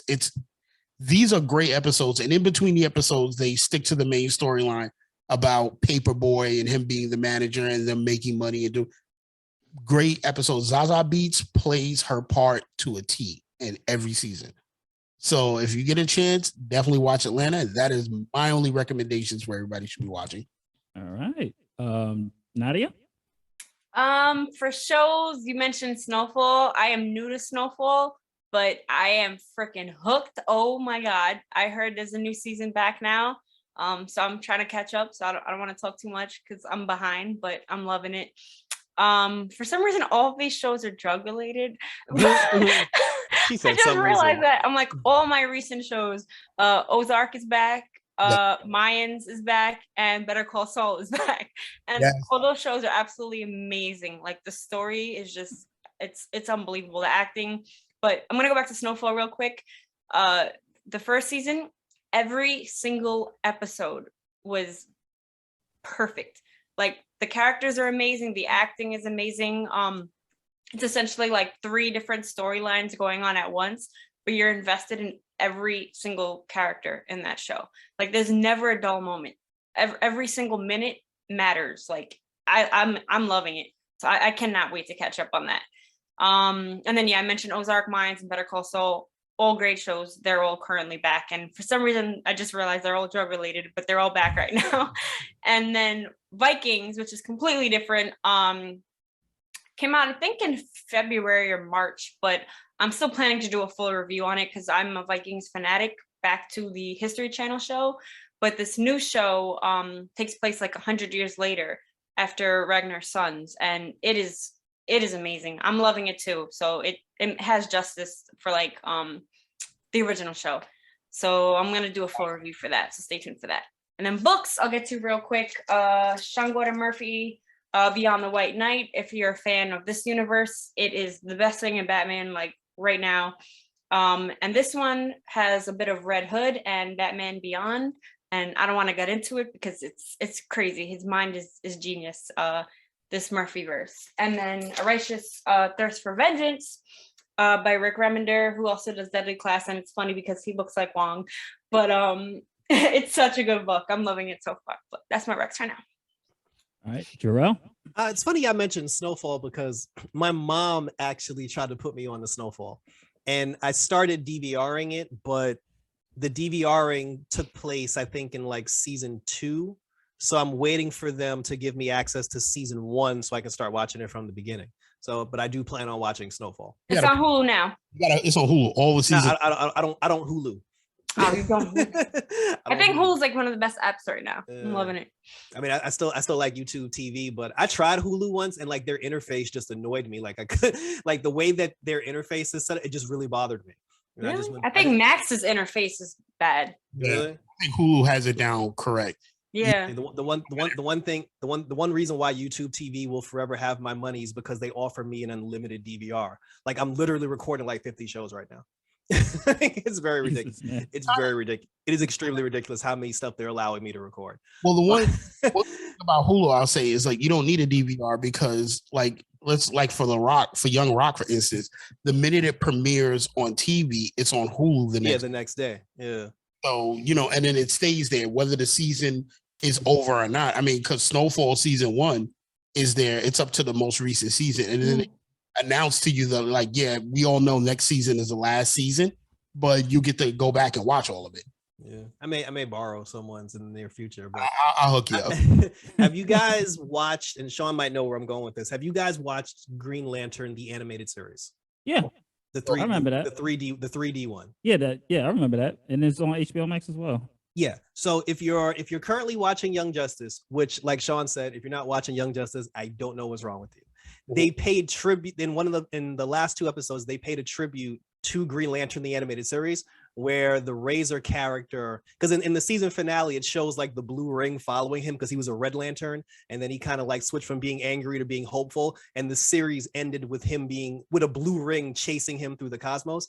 We find out in Young Justice that Young Justice continued the storyline from Green Lantern, the animated series, and we see that character on Young Justice with a blue ring. And the whole episode is him struggling to go back and forth between being a Red Lantern and a Blue Lantern. And if you watch my thumbnail for that episode, at the end of the episode, both rings end up choosing him, and he's both half Red Lantern and half Blue Lantern. So he's both equal parts like hope and rage, which I think is like really funny. But watching that episode made me go back and rewatch Green Lantern, the animated series. So Guy Gardner also, right? Yeah, he's in it. Yeah, he's both willpower and rage. And that's exactly why the animated series, the animated universe is damn near flawless. Yeah. Yeah, Young Justice is killing it. Like Young Justice is definitely killing it. So for people who watch Young Justice, but you didn't see Green Lantern, the animated series, like go back and watch that season. Even Beware the Batman, because I thought that was very well too. And for the love of God, like season 2 of Superman and Lois, we are doing Bizarro World. Everybody needs to watch Superman and Lois just to see how they did Bizarro World, because I thought that was really cool as well. Because when we were kids, we got Justice League, the animated, the challenge of the Super Friends. And we also had that weird, creepy, Bizarro World where everything backwards and he looked all deformed. And so the way they did Bizarro on Superman and Lois, it was not cartoon. It was very realistic to the point where you could believe that universe, like bizarro universe, like really exists. So those would be my 2 recommendations. And for me, I'm not watching much because life and work. I barely get time, but I did manage to watch We Own This City yesterday. I recommend that. That was a good. It's We Own This City with John. What is it? Bernthal? John Bernthal? Yes. I have to check it out. That was good. I mean, it's on Max. Yeah, so Max. Same feel as The Wire. It's only 6. It's a miniseries. It's a 6-episode. Damn it. Character from The Wire is in that movie. Yeah, it's just a little bit of a slow burn. I was expecting to jump off right the back, but they're setting up, and it's man, these cops are so corrupt in this show. I was just like, damn, this is just like this one scene that's really hard to watch. I'm not gonna spoil it, but there's one overly like excessive force scene. I'm just like, yo, this is. I just had it. I was like, woo, this is just it's bad. And for me, I'm a horror guy. So I have Shudder, so I've been watching a lot of Shudder, Cursed Films season 2. A little disappointing because they're not really focusing on cursed films or myths of curses. Like the first episode was like The Wizard of Oz, and I don't think that was a cursed film, but they went more into the mythology of the Munchkin that apparently killed himself or in the Munchkin orgies and things like that. And I'm watching this movie called Virus 32, which is actually pretty damn good. It's I think it's I forgot what origin it is, but it is a foreign horror flick. And that's pretty much what I'm more gaming than anything. I'm playing Chrono Cross. I got GTA the remastered trilogy finally for my Switch. So I'm playing San Andreas again, and it's so gorgeous on the Switch. Oh my god, it looks good. Do they have it for PlayStation? Yeah. Yeah, they had the remastered of it's a collection. So it's GTA 3, Vice City, and San Andreas in one pack. Ooh, so all remastered with more updated graphics. It's beautiful. I highly recommend that. Playing Chrono Cross, Triangle Strategy. I just raced Jerrell yesterday, Mario Kart, before we got disconnected.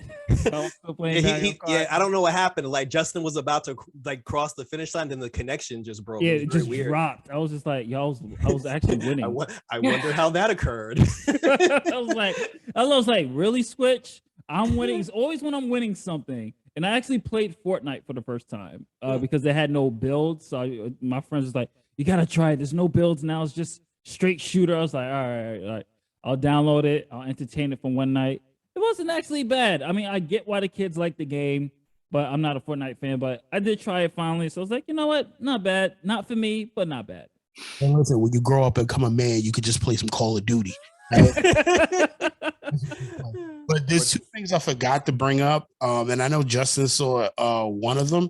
If you have Amazon Prime, Upload season 2 was fucking phenomenal. Yeah, it was. Really good. Upload season 2, and there was an anime that came on Amazon Prime called Vox Machina. It got bad reviews from I think some of the fans, but it was a good show.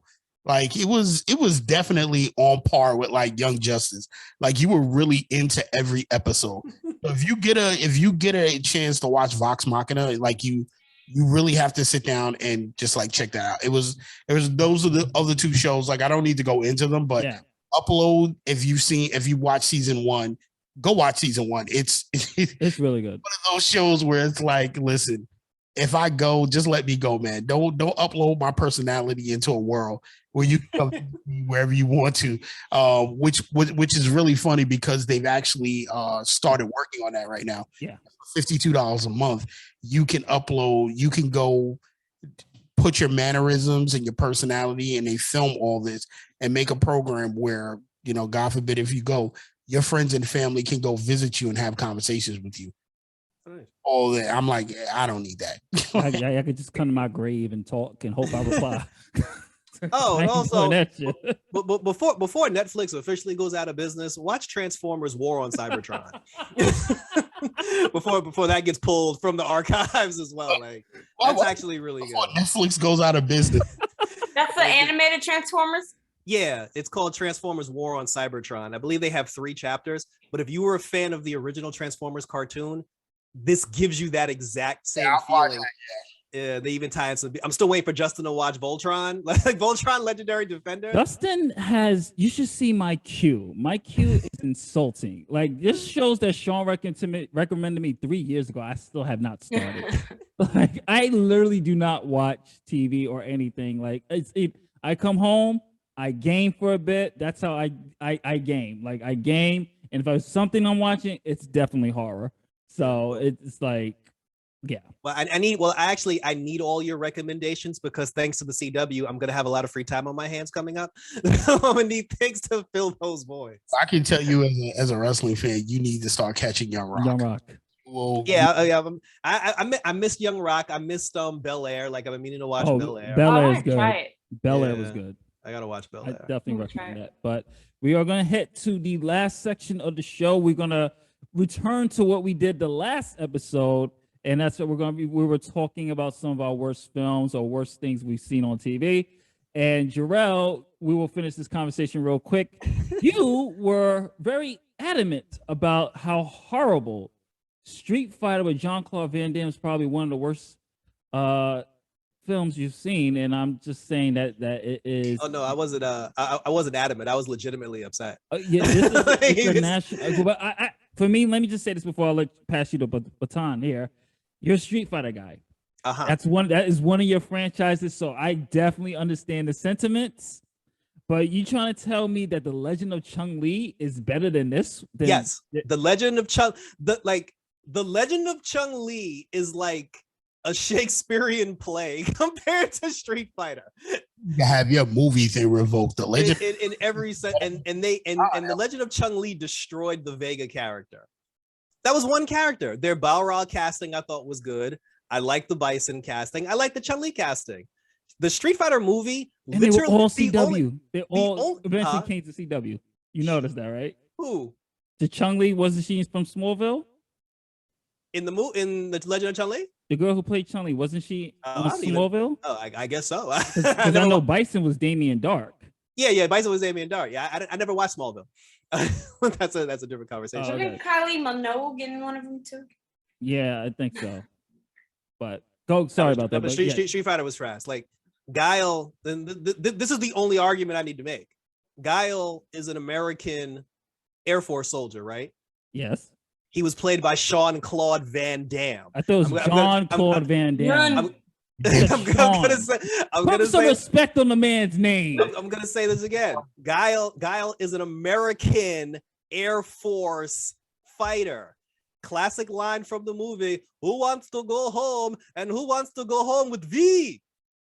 That's not American. That's not American. First of all, this is how I'm gonna revoke your movie pass, right? Like, this movie was made in what, late 90s? No, early 90s, like 95. 94. 94-ish. Okay. Same time as Surf Ninjas, which I'll talk about later. Go ahead. This movie was made in the 90s.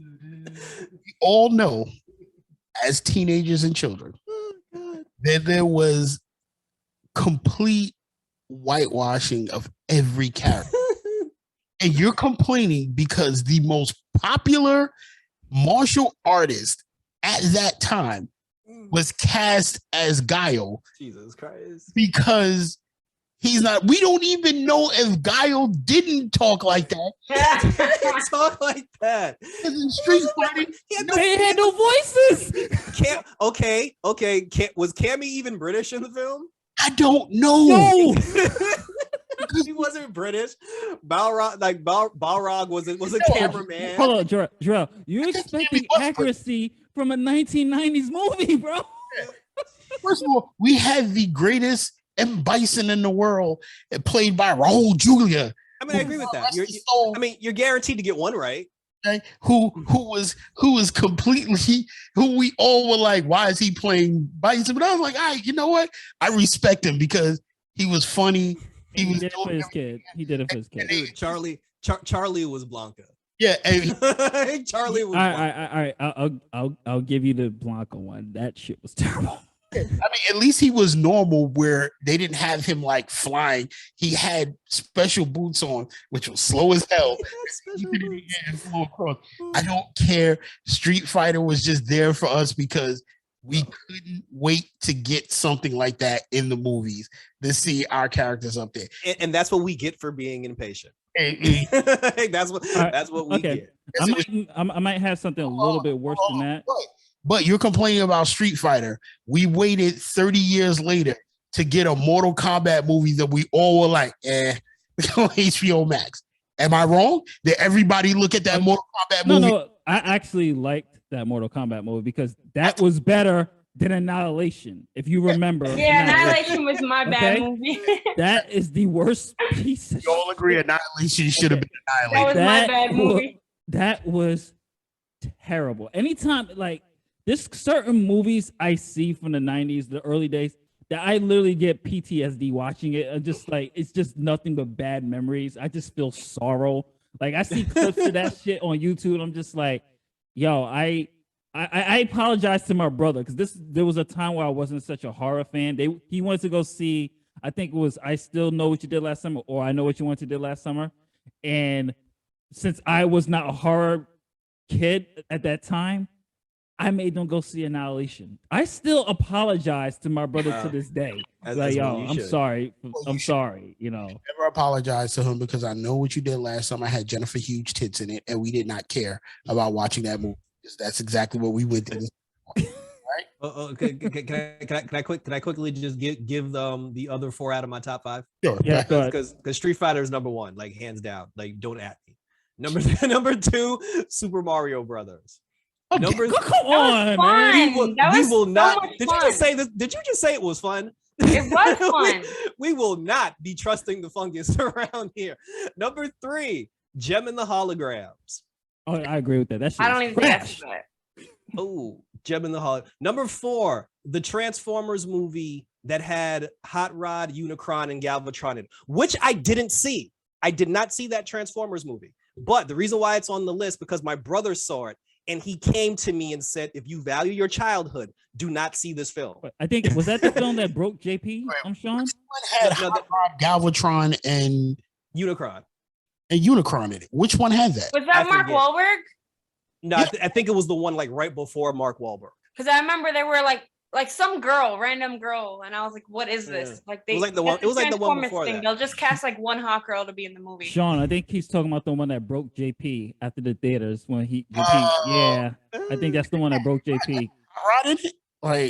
Hot Rod, like in the cartoon, Hot Rod becomes the leader of the Transformers. So in this movie, Hot Rod was a French automobile that like he said he chose to speak French because he hated Americans. Oh, Unicron wasn't even a planet of destruction. Unicron was a random female robot that just wanted to control everybody. And Lord knows what they did with Galvatron.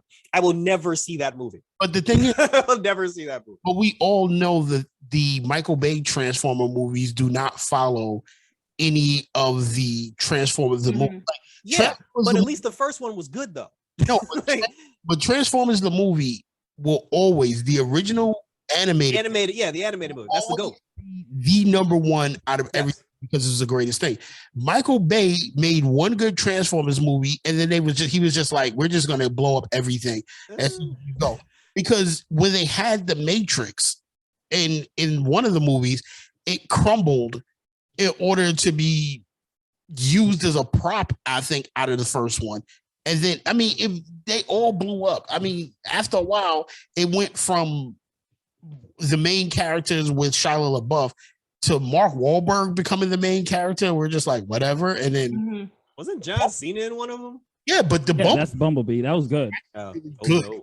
No. I didn't see that one. No, please don't.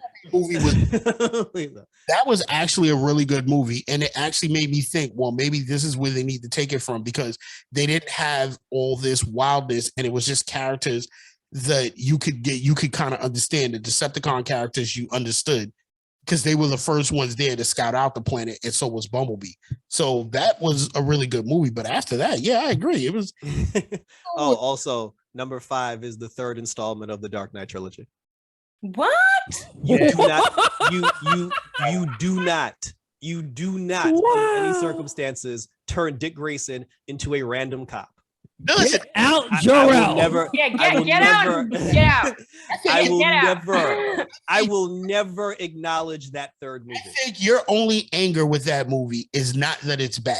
Your only anger is that your beloved Dick Grayson was not this great grand star of it. And I think that was the better part of the movie. Oh, you goddamn right, I'm mad at that. But the movie still wasn't that great. Having him as a cheesy sidekick and having him as a surprise at the end. Hold on, But he- That was probably the best part of the movie. hold on, stop the presses. You do know I said worst movies, right? Nah, that movie was trash. I hated that movie. That movie, Bane Everybody's entitled to their didn't opinion. have the juice. There was no Bane Venom. but they didn't have to be. Bane is a This character. is a more realistic interpretation. Of what? Hold on, what was a worse Bane? Was it Batman and Robin's Bane that was worse? At least he had. Call the button. At least he had Venom. But it doesn't. Yeah, At least he bro, had hold How on. do you put that over Batman and what was that, Batman and Robin? Yeah, like I'm not putting that Are you over. I'm just saying, crazy? Dude, I mean, hold- Sean hit it on the head. Like, I hate it because of what they did to the. I'm not even calling him Robin. He wasn't Robin. But he was some wasn't random. Robin. He was some random police officer that He just wasn't- wanted. There was no Robin, and then There was no. wasn't Robin. Thank you. There was no Robin. Yeah. But No, when he, so No. why are you complaining? He wasn't But- Robin. So what's the upset? He because wasn't they Robin. called him Robin. That stupid lady called him Robin at the end of the movie. That's his And first and name. we all Robin knew, John we all knew Blake. what they were hinting at. And Yeah. when the two of them were fighting in the street, and he looked at him and said, "Hey kid, if you're gonna be out here fighting crime, you should probably wear a mask." I swear to God, I almost walked out the theater. I think you just hating on it. Hold Yeah, on. you're just a hater. All I'm going to say is that Batman and Robin, that's actually on my list. Yeah, you crazy? It's Bane in that movie only had one line. Bane! Like he's a fucking Frankenstein monster. Dude, come on. At least it was comic book accurate. But It on, wasn't like- though. do you feel in charge? Like, come on. It's- And I'm not even as much as I even loved Uma Thurman's Poison Ivy. I'm not even advocating for Batman and Robin. I'm just Well- saying the way that they handled that third Wait, Dark wait, Knight wait. movie was Wait. trash. Wait. Like I said, Wait. One more time. Yes. Did you just say you like Uma Thurman's Poison Ivy? I actually did. Yo, But you put Super Mario on the list? Super Mario Jerk it Brothers was out. trash. Super Mario Brothers was trash. Why are there Goombas living in sewer pipes, like, walking around like teetering back and forth? There were no super weapons. There were no fireflies. There were no turtle shells. listen, Bro, John Leguizamo it's didn't the have a 90s mustache. budget, bro. He didn't have a mustache. Like, well, John Leguizamo, I don't think was Mario, wasn't he? Luigi. He's was Luigi. yeah, He's he was- he Luigi didn't have- Mario. Yeah. like, even that was stupid. I mean, but you look Not- back at it, even John Leguizamo was just like, it is. He's like, it what was a pay. is. He's I like, it was a mean, paycheck. Listen, let's just be honest. Trust the fungus. The last Dark Knight wasn't terrible. Jerrell Trash. just hates the fact that his beloved Robin was not represented correctly. You goddamn right. but to put that on, but that's kind of biased to put that as one of your worst movies, but everybody's entitled to Yeah, their opinion. that's biased. That's like But- saying you didn't include this so and so I don't like this movie. So it's like, No, but see, but like- here's the thing. I totally agree with you guys. It is biased. Okay, so That's- as long as you know it's biased. That's how angry I was in the Yeah, he theater. did Like, say like Yeah. I walked out of the theater because I was that angry. I thought that was a cool moment. First of all, here's my thing. Ooh. Huh? First of all, you walked out of that movie, which was good, but you stayed for the first Justice League done by what's his name. There was a point where I fell asleep during that Justice League where I was like, the fuck am I watching? Oh yeah, you just reminded me. Wonder Woman 84. Oh, you gonna put that on? Didn't you just recently dress up as Wonder Woman? Yeah, No. but she's not dressing as Gal The shit- Gadot. And Listen, I listen. like Wonder Woman. Yeah. The shame. That was a shitty ass movie. And I will even if it's Batman, I will be honest. Yes. Doesn't take away my love for my character. Yeah, Well, she's I can't be honest. the first one. Well, Sean, do you have any films that you could think of that you see as like, oh, this is Listen, all films that I think are shitty and trash, I just don't watch them. Like, what was that John Travolta movie? The when they were the Battlefield Earth? Battlefield Oh Earth no. was Oh, good lord! which by which we all know has made it into the Hall of Fame as the worst movie. It's actually documented that this is the worst movie of all time. Like, it's not even a thing. Like there's a worst movies of all time rating, and Battlefield is number one. Like it took over for some other movie that lasted for like 20 years, and Battlefield is still going. And to be honest with you, that movie, as bad as it is the most awesomely bad movie that you have to watch. Like it's so shitty that if you don't watch it and experience how terrible it is, you haven't lived yet. Like you have to just watch this, even if you've never, Jerrell, watched this movie.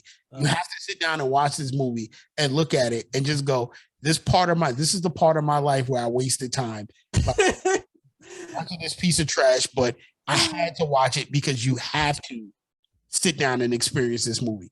That's how bad. That's how it's so bad that it's so good that you have to watch it. It's not The Room awesomely bad good, but it's just terrible. That's an interesting question. Does everybody have a movie that they thought was so bad, but for some reason you still watch it and enjoy it? But yeah, all Neil Breen's movies, all Time Wiseau's movies. Yeah. Oh shit. And for some reason, a guilty pleasure of mine is watching Hulk Hogan movies, which is on my list. But is it a guilty pleasure? Yeah, it really is. Like anything Hogan is like such a terrible actor. Suburban Commando, Assault on Desert Island, Thunder in Paradise. Unfortunately, all the movies Justin is mentioning is the movies that I have to sit down and say, like, it was just terrible. Like, I don't get like why these movies, Hulk Hogan was that popular, where these movies are just made because they were made. And I'll be honest, like terrible movies also, since you want to mention Jean-Claude Van Damme, most Jean-Claude Van Damme movies were shit. Yes. Yeah. Most of his movies were shit. It's just, except for the very first Bloodsport, like the rest of his movie, the movie he did with Dennis Rodman, I only watched it because I was like, I was bored. The movie with Dennis Rodman? Yeah, it was like Double Take. No, it wasn't Double Take. It was Double Something. And it was terrible, but I watched it because I was working at Blockbuster and I had nothing else to watch. Right? And it was either watch that or stare at the four walls. I regret not staring at the four walls, but it was just that bad. And I really don't have a list of terrible movies. I'm just gonna tell you most of the Jean-Claude Van Damme movies after Bloodsport. There's a list of movies that we can sit back and just say was just complete shit. But I can't think of them right now. Yeah, for me, I'll have to go with Surf Ninjas. There's a lot. You really hate that movie. Dude, like I look back at it now. I recently watched it because I was just like, the fact that they controlled Leslie Nielsen with a Game Gear is just like, I look back at it now, it's like, oh my God. Like there's movies I begged my mom to take me to. And I like I did with my brother. I apologized to her recently. It was just like, thank you so much for bringing me to these kids' movies. Because I'm looking back at them, they do not hold up at all. These are some terrible ass films. Troll 2, of course, everybody knows the infamous. Oh my God, that one. Oh my God, there's so much. Mortal Kombat Annihilation. There's House of the Dead. I still know what you did last summer was shit. They should have killed Brandy. Is that the one, Brandy? Yes. Kill Brandy. That's like those guilty pleasures. Like they're shit, but you love it. I had that on DVD. I had Mekhi Phifer. What? I loved him back then. I mean, there's so much. Like, there's Surf Nazis Must Die. Classic. Surf Nazis. If you've never seen that movie, I suggest you Google it. It's basically about the Nazis, and we're probably going to get demonetized for just mentioning the word, but it's okay. The Nazis are trying to control the Nazi waves. This is an actual dialogue from the movie. So it's just these surf Nazis who are trying to control the surf beach, and they kill a black guy. And the grandmother is on a killing spree, and like she's going around beating up the Nazis for killing her grandson. And there's this one scene, I'll send you the link to it, where the guy's like boasting about how they killed the black guy. So she runs up on him and she's like, keep talking, white trash. And then it cuts to this scene where they're just surfing. It's like the most out of order So shit. random. Yes. It's like, I'm gonna send you a link after the show. You can be like, oh, I gotta watch this movie. This is terrible. and just some honorable mentions. The Titanic animation movies. If you've never seen them, with the rapping dog, where the dog animated. That's just wrong in so many levels. There's a Titanic animation movie. Did not know that. Which is they boast that this was the true story of the Titanic that had a rapping dog in 1912, by the way.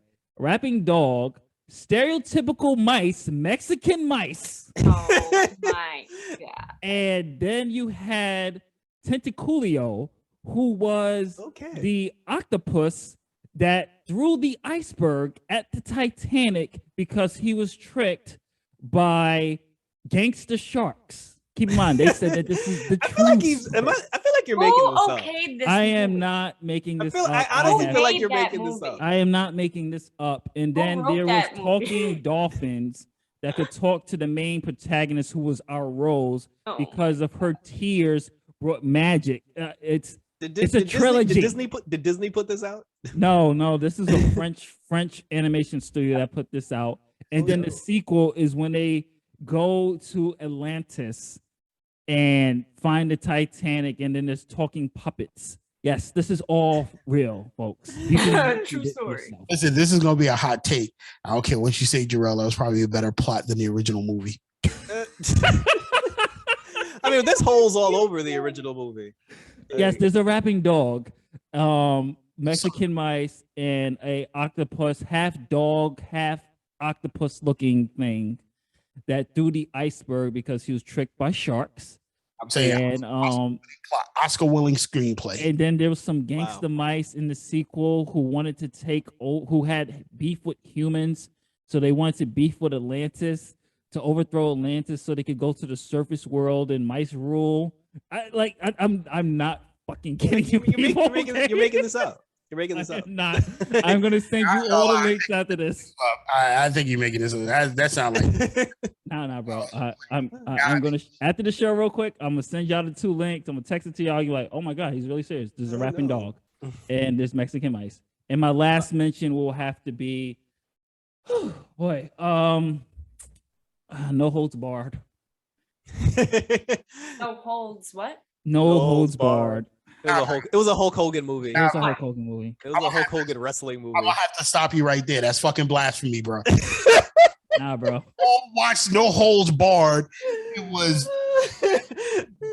All watched that movie and was really cheering when Hogan beat Zeus. And then we carried the storyline into WrestleMania, where we all believe that he jumped off the TV screen and brought it into real life into WrestleMania. Now, I'm not gonna let you get away with that, bro. I recently watched it. I was just like, yo, this gotta be one of the worst movies I've seen.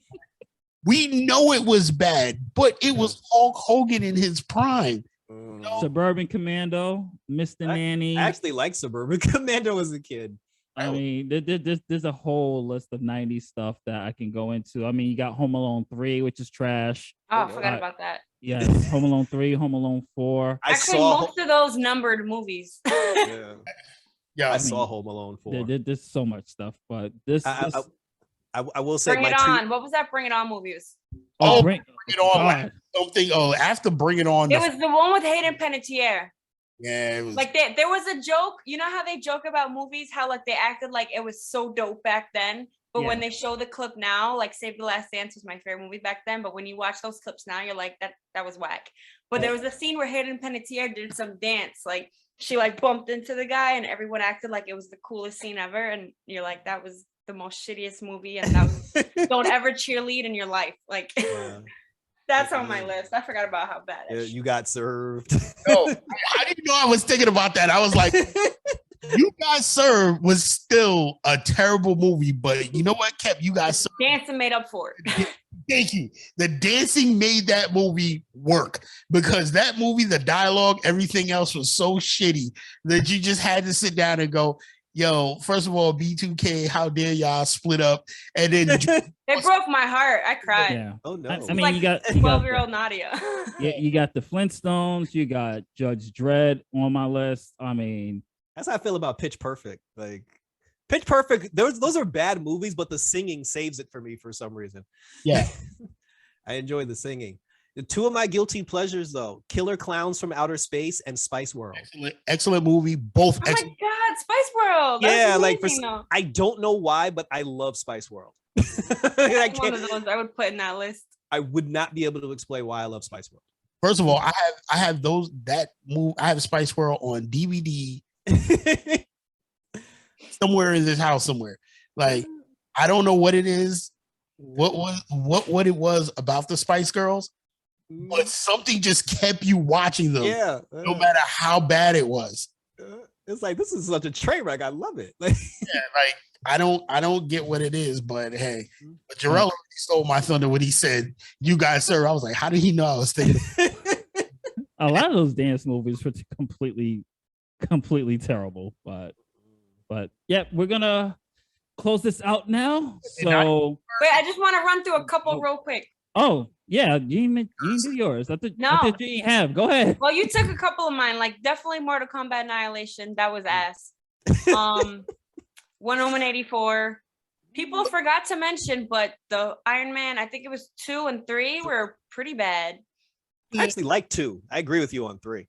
Thor 1, I could not stand Natalie Portman. What about the movie? Batwoman, Halle Berry. Oh yeah. That movie Oh yeah, was Jesus. atrocious. Elektra, that movie was Yeah, ass. yeah. Green Lantern, I still haven't watched it, but I refuse to watch it. Oh, that's a guilty pleasure. And do you guys remember Crank? Yes. Yes. Yeah. I thought that was ass. Whoa. I'm out of here. Like you were on a roll here for I was rolling with you, but we cannot down Crank, because if you would have said Crank 2, like Crank 1 and 2. if you say Crank 2, I'm with you. The first Crank was kind of lit. Like the first Crank. The second one, I can roll with that. It was, they overdid it. Like they really went too far. Like they took something that worked and just said, "Hey, let's keep rolling the money out with it." I don't like. And then I had Color Out of Space. I actually reviewed it for us. I think it was a couple years ago. I don't remember which festival it was for, but it was that Nick Cage sci-fi movie. And supposedly people raved about it. It was one of the worst movies I've watched. But yeah. So you 90%. Can I do a quick substitute? Yeah, go ahead. So you guys have convinced me. I'm gonna take the third Dark Knight off the number 5, and I'm gonna replace it with Guardians 2, and I'm gonna put Steel at 6. Oh, thank God someone mentioned Steel. Wait, was that Steel which is one was 6. that again? What, Steel? That was the one with Shaq. Yes, that was the one with Shaq. Okay, that was the one with yeah, Shaq. I agree with that. I'm gonna put Steel at 6. Wait. I'm gonna Shaq put Guardians 2 and Ray J. Oh Yeah, my God. I wasn't gonna bring that up. I had to. I wasn't gonna bring that up. Sure about the Guardians 2 thing, but I'm kind of feeling you on that. Yeah. But still, yo, Sean, please tell me you don't like Steel. Okay. He's about to like, get out, Sean. he was on point with Steel, because I'm still trying to figure out how even Shaq only got that movie because he had the Superman tattoo. Like, Yeah.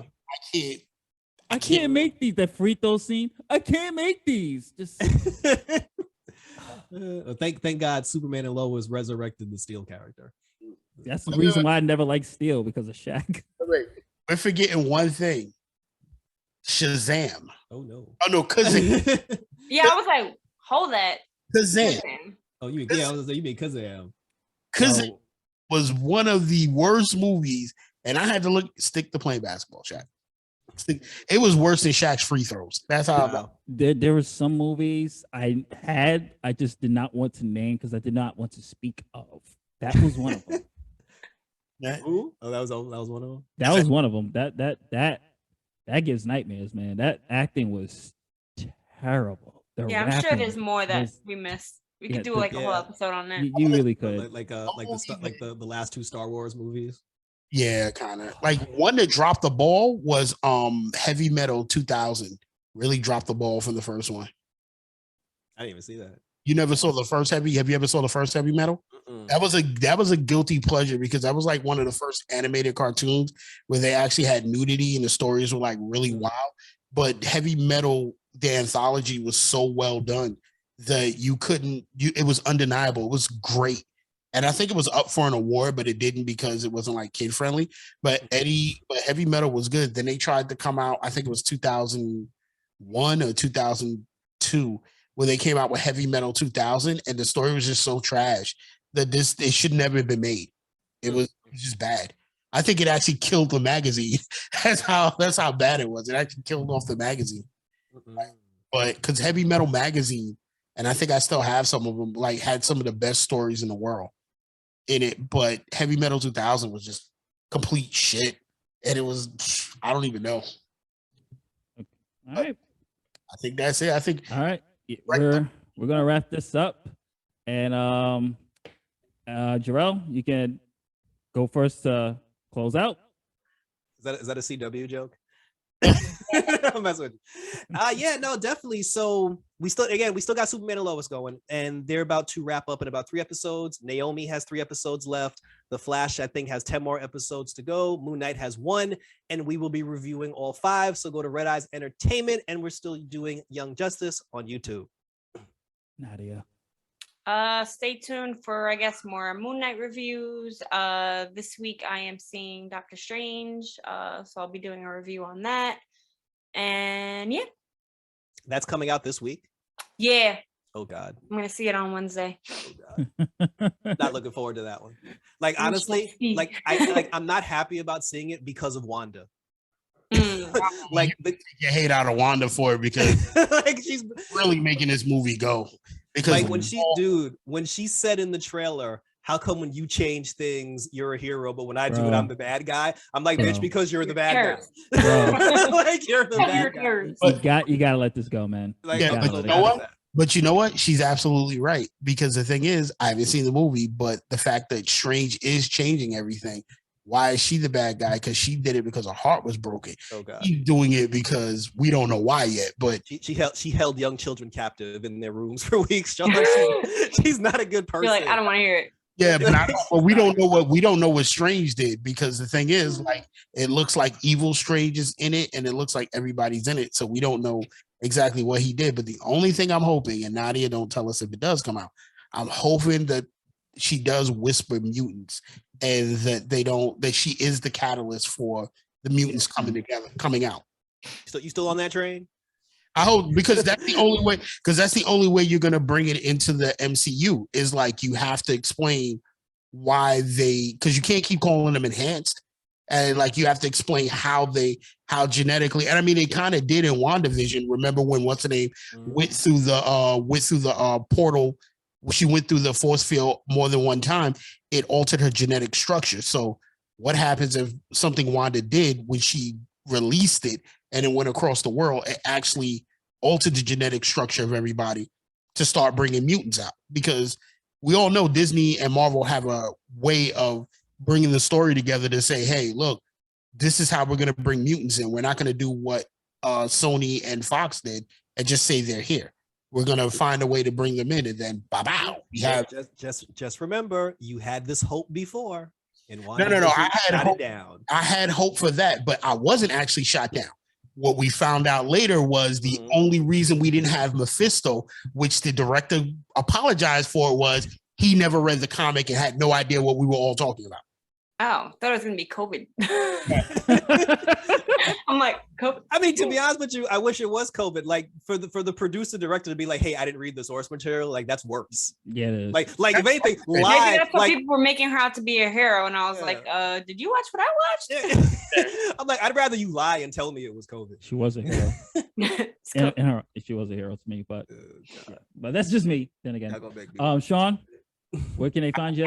I'm really not watching anything. I'm going to actually do what Nadya did. I'm getting my tickets to go see Doctor Strange. I'm going to try to watch a couple other things that are coming out, but we'll see.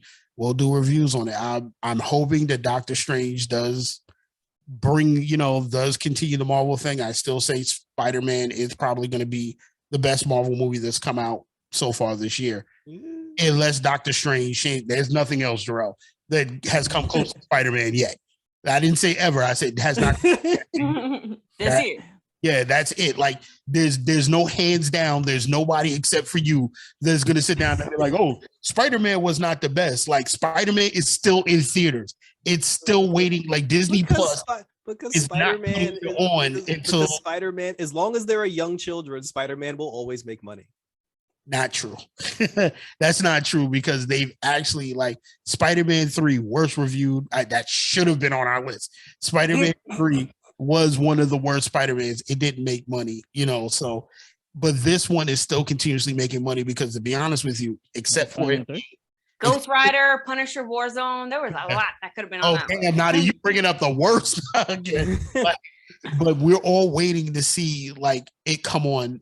It's on Amazon Prime. You can rent it, but we're waiting for it to come on Disney Plus so you can relive it again. That's it. But whatever it comes out, we'll see what happens. All right, and I'm gonna wrap this up. So thank you for watching on otakusgeeks.com. Don't forget to like, share, subscribe, hit that notification bell. Of course, visit Gotham Geek Girl and RedEyez Entertainment. There's respective YouTube channels, and don't forget to check out It's Chronicles, Sean's podcast as well. And you can hit me up on imaginativvisions.com, and there'll be more stuff coming down the line with Stone Productions. So I'm not showing anything for a very long time. So we are going to be out. We'll catch you on the next one. Later days. Start watching this damn podcast. It's good. Peace.